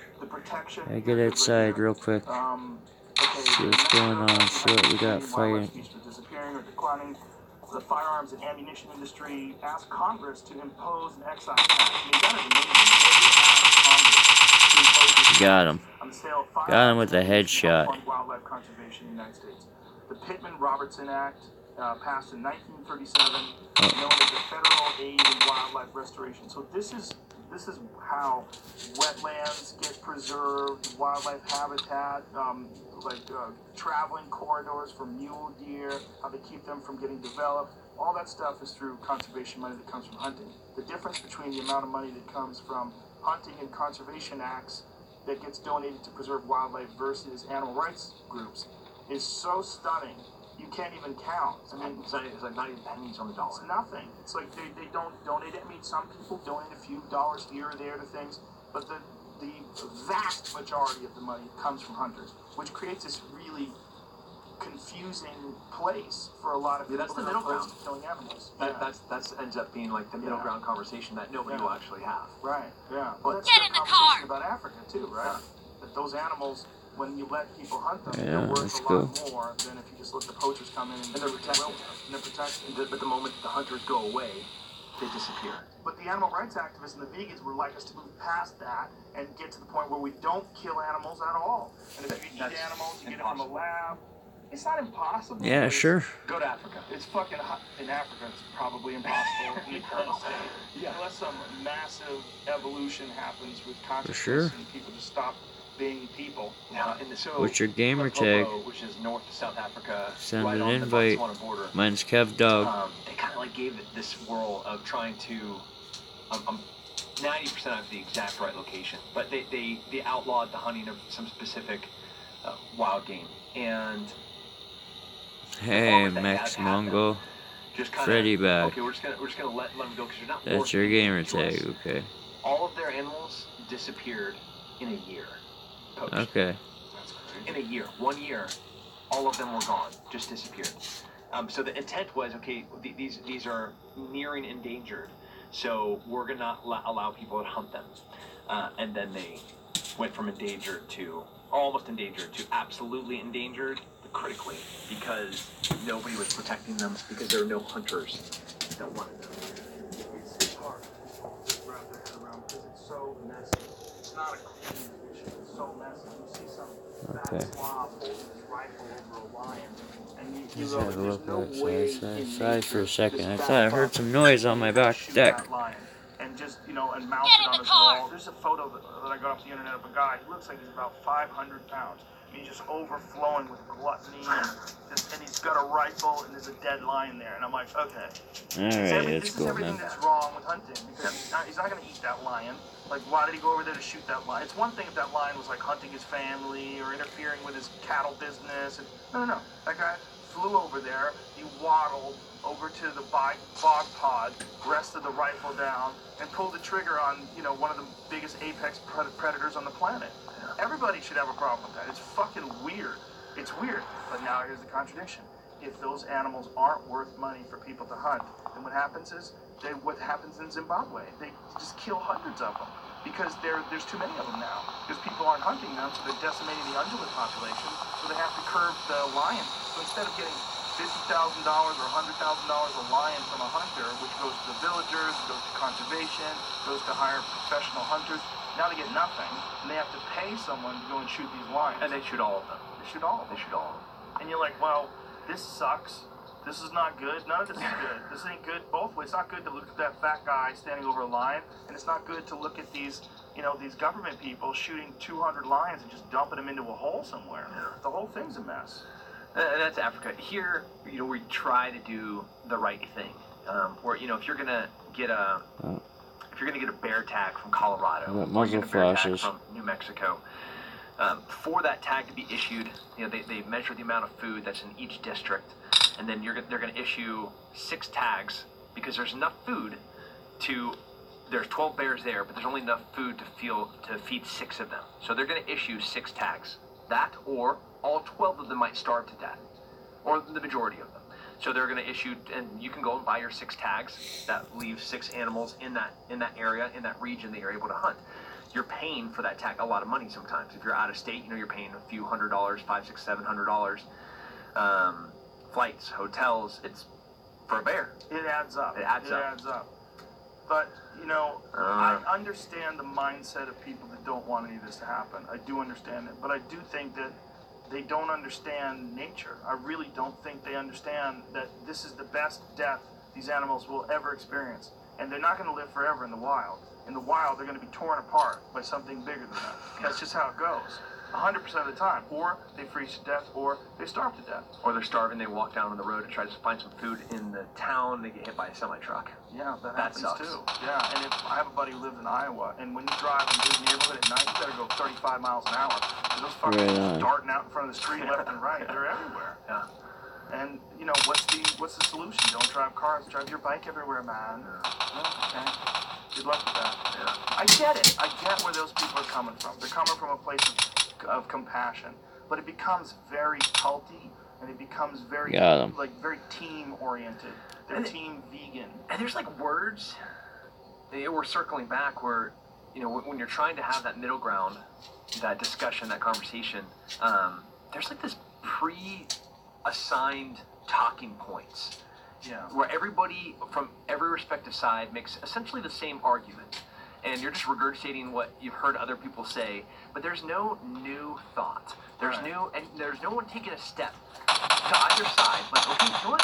Maybe there's something I'm not seeing here. Let me look at it from this perspective, or vice versa, where this side, the hunter's like, no, you stupid snowflake, you know, go get your Starbucks latte, you know, with your soy milk. But they're never looking at it from anything new. Right. They're just regurgitating their talking points. Like when you said gun control and people freaked out. Freaked out because I didn't stay to the script. Right. And there's a script. So if you blow up any of my social, you will see that, what you should have said was, or, hey, you know, shall not be infringed upon. Yeah. Man, I got it. Yeah, shall not be infringed upon. Believe it to death. Have you fought for it? Have you bled for it? You've been blown up for it? You've been shot at? I have. You know, I really believe in this shit. But I did stay to the script, and then I get murdered by both sides. So then, how do we... I mean, you do a pretty good job.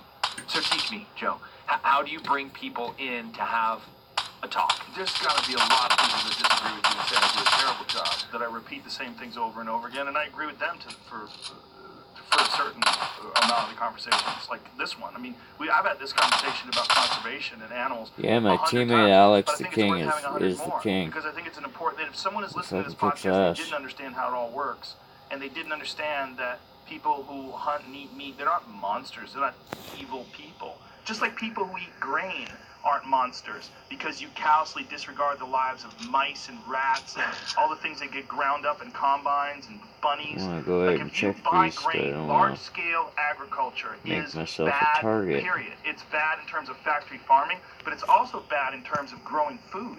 If you grow 1,000 acres of corn, you are absolutely displacing wildlife, and when that stuff gets harvested, you see vultures fly over those fields, and there's a reason. It's because there's a bunch of dead things. In fact, more dead lives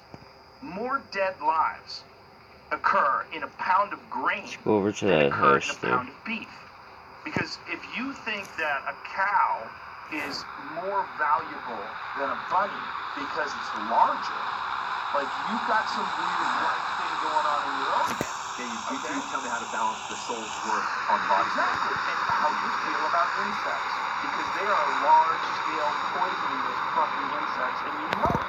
Everybody knows it, and they're grinding those fuckers up with earthworms and mice and gophers and chipmunks. Okay.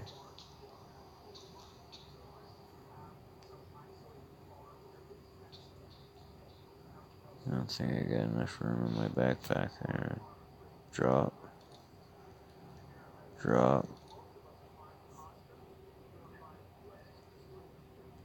Up. There we go.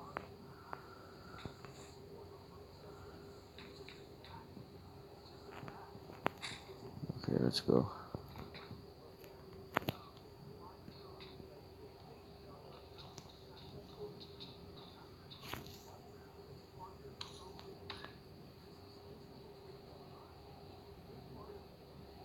Oh, you were listening to that? Okay.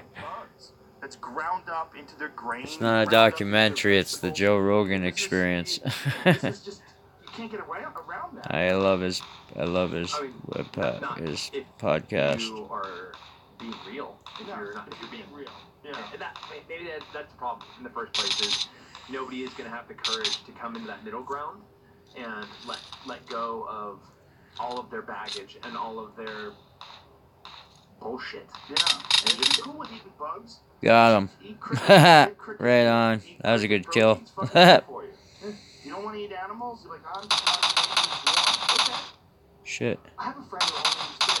And I go, why? Good kill. Fish don't even take care of their babies. Teammate. Oh, good point. That is a good point. fuck those fish. They're sure yummy too. Yeah. He's like, I don't want to kill a mammal. He goes, I don't want to eat a mammal. He's like, mammals take care of their babies. Their babies milk from their udders. I'm like, okay, I get it. My wife was a pescatarian for a while. That didn't last. Just not the best source of Keep our six. Keep our eye on our six the doctor's like, all right, so you're 90 pounds. I have a feeling you're gonna try to rush us from the rear. Pounds really fast, and you're not gonna From do up it here. eating halibut. You know? Yeah. So, and her iron was low. Yeah, iron, B12, I mean, all the fat-soluble vitamins that are very difficult to get from plants. They're very good. Yeah. It's a company called, well, they changed their name. It used to be called, what they call Ergo Depot, now they're called Fully. And this is called the Capisco. It's the best ergonomic chair. I fucking love these things. I sit in these things hours a day. My back never bothers me. I really Don't can't go sit too for far, very bro. long periods of time. Yeah. On my desk at home, my reloading station is all standing height. I'll even take a men's ball, like a ball, and I'll get on my knees on it, and I'll just balance. Oh, that's a good move. Yeah, it feels good. And it's And you kind of keeping your core strong. It's less of the core, and it's more. I have like a 7-year-old brain, you know, that if I'm not doing a lot of things at once, I just get distracted. So I just do lots of things at once, like having to balance on a ball so I don't smash my face in the desk and knock myself out while I'm loading ammunition and planting explosives. Like that is a perfect recipe for me to be successful at reloading bullets. Do you reload explosives as well as bullets? No. So, on gunpowder is explosive. Right. I thought you meant like grenades and shit too. No. I will take, like, we are going to go do. So tomorrow, I'm playing with the Dutch. That's my doggy Susie. In Austin, Texas. And we are going to set up a bunch So sometimes of they traps oh, we got one coming. they're like the final culmination of the mission profile. So they're going to spend all day planning, and they're going to figure out how they're going to walk through the woods and not get caught, and essentially terrorists that they're going to try to kill. But I'm a really good player. They're using simunitions, so they use guns with different bolts that shoot like paintballs. Yeah, and then how many feet per second is paintballs flying? 800. Oh, okay. It's still stings like a motherfucker. I'm still wearing like hockey glasses, you know, like our snowboard glasses. You ever catch one in the mouth? Yeah. Oof. Yeah. I have a friend that has like a tattoo in his lip. From the paint? From the paint. Oh, wonderful. Yeah, and it's all the way in the flesh, like it won't come out. Oh, behind us. Yeah. Boring. I'm really good with the knife, so. I bet you are. Yeah, Dan, if you're listening right now, let me cut that out of your face. He likes it. Makes it unique. Yeah. Oh wow, we're 4 away from winning. Holy shit. Can we get the chicken dinner? There's the show that you're on. It's on 80. Can this be the first recorded stream win for kevdog? Had our 3rd season. Oh, I don't want to get too cocky. What's the thought process behind this? Is it legit? Because a lot of people are like, finding Hitler, get the fuck out of here. They found Hitler, he died. Yeah, I mean, not really. We don't know. Right. That's. I mean, this isn't like Ancient Aliens. This is they declassified a bunch of documents. Both the Israelis, the British, and the Germans and Americans in the past 20 years have been consistently declassifying documents. And there were a bunch of specifically FBI documents that we were spending millions and millions of dollars actively searching for Hitler after the war. As was, like millions of dollars. Hoover was like, no, send more FBI agents to South America, to North Africa, go to the Canary Islands, go to Spain, trying to find out where this guy went. Tons of real FBI documents with real leads, with real informants, some some first eye accounts, saying that so anyways, that's the show, is us trying to find out, sift through reality and the fiction of the allure, the mystery of that asshole. So what's the official story? The official story Close. is that he killed himself, right? Yep. He killed himself in the bunker with David Braun. Yep. And is there any photographic evidence of his death or anything? So the Russians got the body. and they got his skull. And when they brought it back to Moscow, nobody has ever been able to independently verify who and what this body is. They let one genetic test occur, and the body with the bullet holes that they said was Hitler, and have said, and that's the narrative, that's the story, that's all the eyewitness accounts that are even in the vicinity of collaborating with each other, and corroborating each other's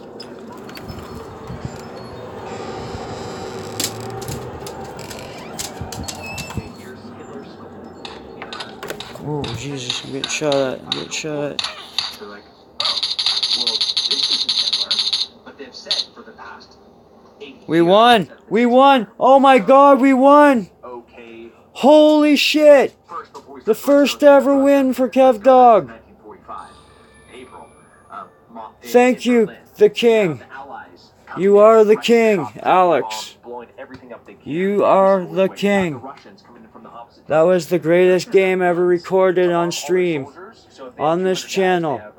That was awesome. That was the best game. Fucking right, man. Fucking right. That was amazing.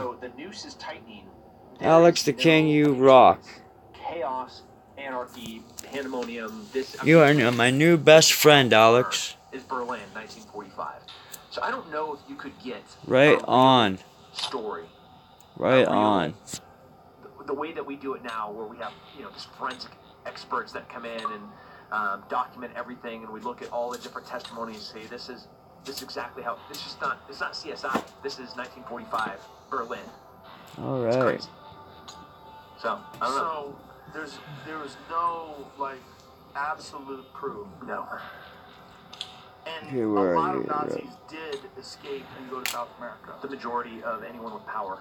The Nuremberg trials Is that you, bro?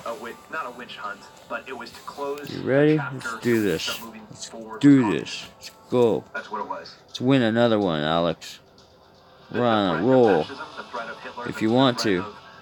It's all in your corner. World domination by the Nazis. That threat's gone. What's the next threat? Communism. It's communism. Right. So that had to be a closed chapter of our history. Yeah, man, that's awesome. And our efforts. You fucking rock, Swag the Waffles. Goes up. East and West Berlin. We're already looking at Korea. This happened almost overnight. Right. Very quick. Patton's like, no. Holy shit! You should see the. This is not the end of our war, and we didn't listen to him. That was a fucking. That was a wow, amazing game, amazing game. I'm glad to have recorded it. I'm glad we've got it on record. That was just unreal. In South America, both Chile and Argentina back to back had fascist regimes. You had Perón, who was part of that was your best game, eh? The mid-30s. He's the president of Argentina. That was fucking just insane, dude. The Red Cross. That was just insane. They were facilitated. There was about 3 different rat lines that guys were able to successfully get out of Europe into South America. And we'll get you on the next game, man, Steve McQueen. That was just wild. That was a fucking wild game, bro. Tens of thousands. And I'm not talking like little soldiers. I'm talking high-ranking Nazis, officers, guys like Joseph Mengele and the Eichmann. I mean, these are the most disgusting, despicable humans to exist at the time. If Hitler is dead. Sorry, Lightning. The guy that would take syringes full of blue ink and inject them. Oh, you have blue eyes, Joe, or you have brown eyes. Let me see if I can make them blue. Oh, wow. And then take twins and start torturing them to see if one would feel pain. That's Joseph Mengele. I mean, that's the guy that then in South America was helping high-ranking Argentinians have abortions, and he set up, have you seen the movie Colonia? About Colonia Dignidad? Which is, if you're listening right now, I almost warn you not to Google it, because it was a torture camp that was started by Joseph Schaefer, a Nazi. And Joseph Mengele, the doctor there can only be one winner. That escaped trial in Nuremberg made it let's go. into Argentina, he set up the hospital at Colonia Dignidad, which was another safe haven for more Nazis in South America. Golda Meir and David and Ben Gurion, the presidents of Israel, they took the gloves off, and they were just sending assassins to try to find these people and kill them. Yeah, I have a feeling we landed in a very tight area, guys, so be very, very careful going into here, because I have a feeling there's yet more people coming around us, landing in and around us. Oh yeah. I meant good morning. Yeah, sorry. This is gonna be a hairy start. I we spoke Spanish. So, in 2017, you were there and they were speaking German. Yeah. Whoa. Yeah. Well, I don't look very. I might look more European than I do. So it's just them seeing me walking down the street and be like, wow. Yeah. And there's tons of communities. I mean, if you go to Colonia Dignidad, which is now called Villa Bavaria, the Bavarian village, it is only German. Wow. In the center of Chile, in the mountains of Chile. Like, there's no Spanish being spoken there. It is exclusively German. And these are descendants of Nazis. Powerful Nazis. Holy shit. And this is going on right now. Yeah. Yeah. And what are these communities like? I mean, what's their ideology? Are they... I mean, they're pretty white. Yeah, but are they like... I mean, do they espouse Nazi values, or...? Not openly. So, Colonia Dignidad, if you look at the second generation, there's a bunch of... So, it was a huge problem for Chile that they tried to hide for years, and they got so much power from the torturing that they did at Colonia Dignidad on a whole bunch of other high-ranking South American dictators that they are almost untouchable. And this is, I mean, you'd blow your mind if you look into this, Joe. You'd love it. But the second generation, the kids, like the grandkids, sometimes they're even more fanatical than the original generation. Have you ever seen this? Where, like, if somebody's away from, like, when you travel abroad, man, it's so cool to get into the culture and get into the food and get into the, like, you're dancing this style and you love the flag and you're like, oh, I'm gonna go to a soccer game because we don't go to soccer games in America. And then I'm gonna go, but then maybe after like 2 months, you kind of miss home, you know. And then like a year, like, you really miss home, and then 10 years, you really miss home. And you see the same thing in the United States, where it's not really a perfect assimilation. It's not the melting pot where you see generations that are espousing to be more like their ethnic heritage than they are American.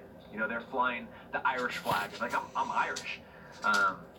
Well, it's just times 1,000 with these communities because they're exclusively German. Yeah, it's pretty cool. Kind of weird. So, exclusively German, really missing home. Yeah. Yeah. So 70 years later, the second generations I was talking about, some of them came to the United States and were high-ranking white supremacists that are now in jail, in prison, for their racial crimes. And they came out of South America. They came out of Colonia Dignidad. They came out of Bariloche. They came out of Cordoba. They came out of Misiones. They came out of, yeah. Wow. Yeah. Crazy. So that's the show, Hunting Hitler. Fucking A, man. How many people are we talking about all told in South America that come out of this? I mean, tens of thousands went there. But how many German communities, and how big are they? We maybe have 50 German communities. 50? Yeah. How many people, if you had to guess? A few 100,000. Holy shit. Yeah. A few 100,000 descendants of Nazis. Yeah. Wow. Yeah, and man, it's weird when you walk into somebody's parlor and it's like you're stepping back.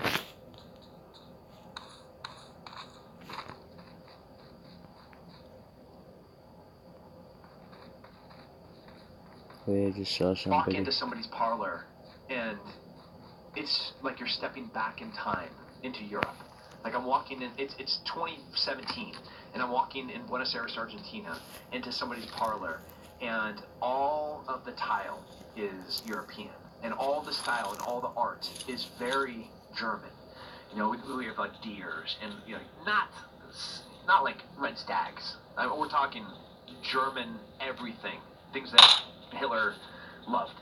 And that's the style, that's everything. And then they come out and, like, with white gloves, they're holding their grandfather's memory box. And inside of it are his war medals from you know, when he was in the SS, or when he was, it is the respect, I don't even know the right.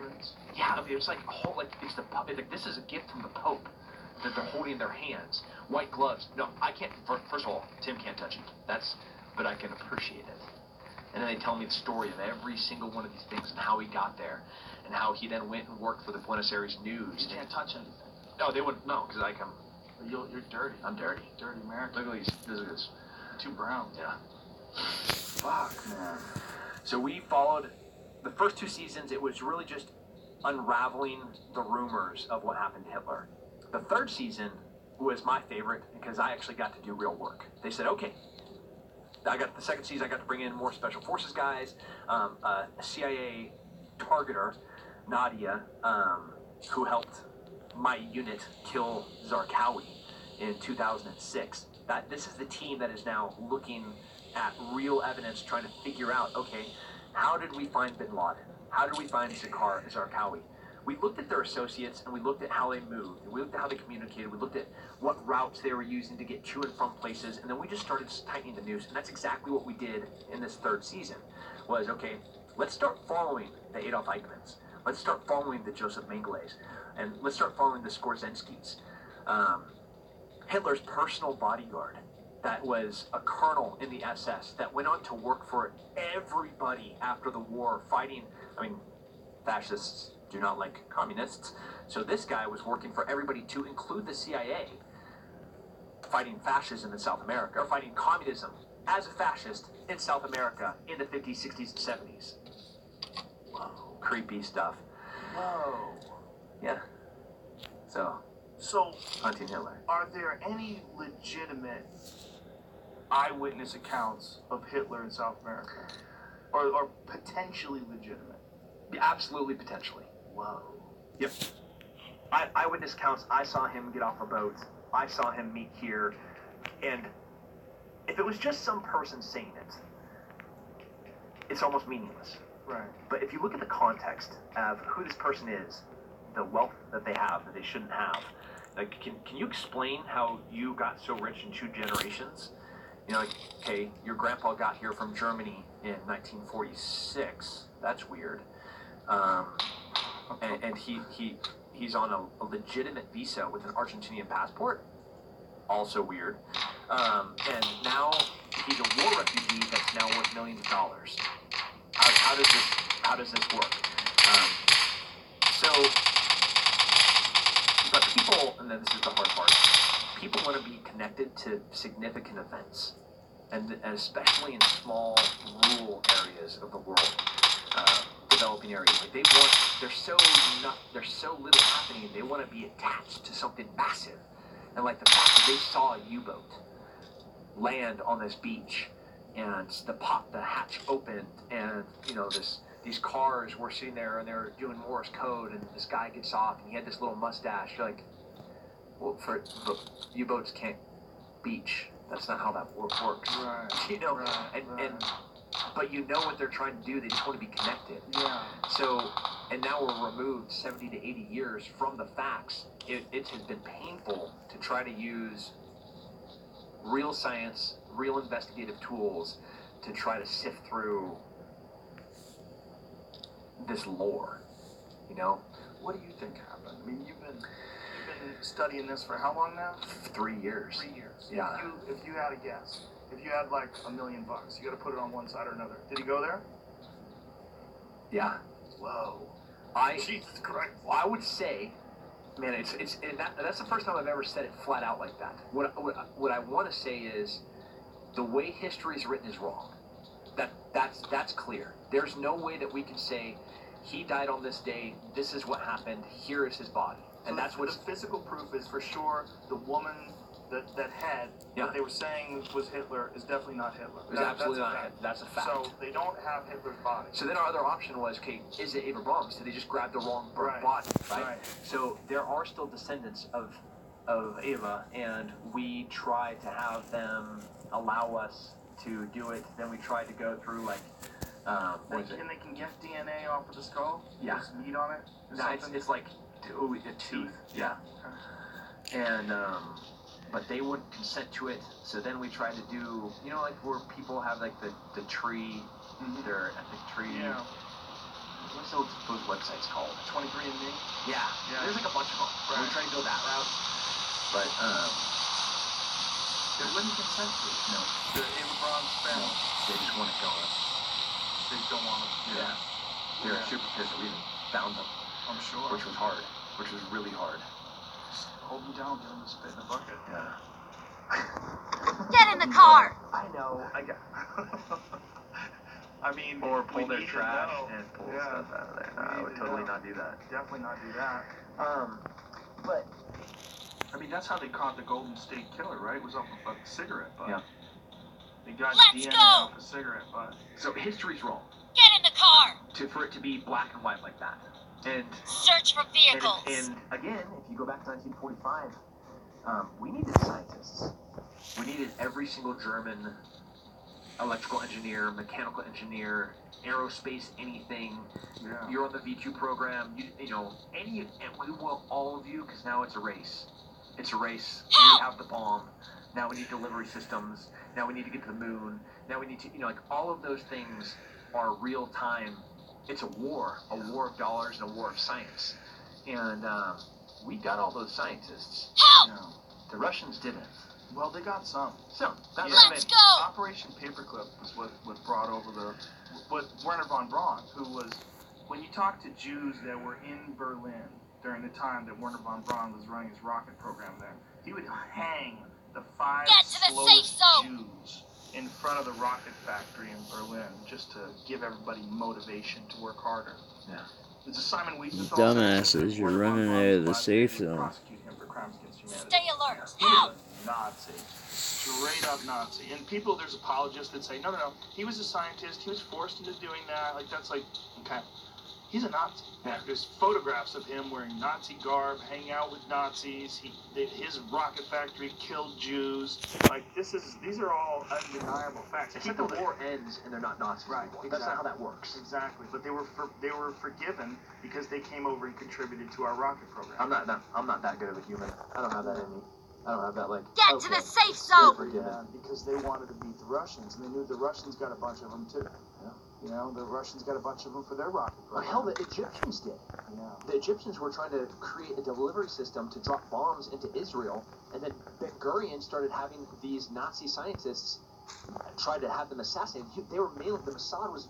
Are you familiar with this? No. The Mossad was mailing package bombs into Egypt and throughout Europe, trying to kill these German scientists, and they were all German Nazi rocket guys that were working for Egypt, and Egypt wanted to go blow up Israel.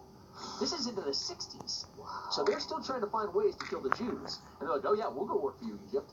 You know, so it's... what's crazy is how fucking technologically advanced the Germans were. So far ahead of us. It's so amazing. And to this day, you drive a BMW and you go, whoa. Or you motherfuckers are on point. Yeah. Like, I'm driving a Chevy Malibu right now, and I'm like, ew.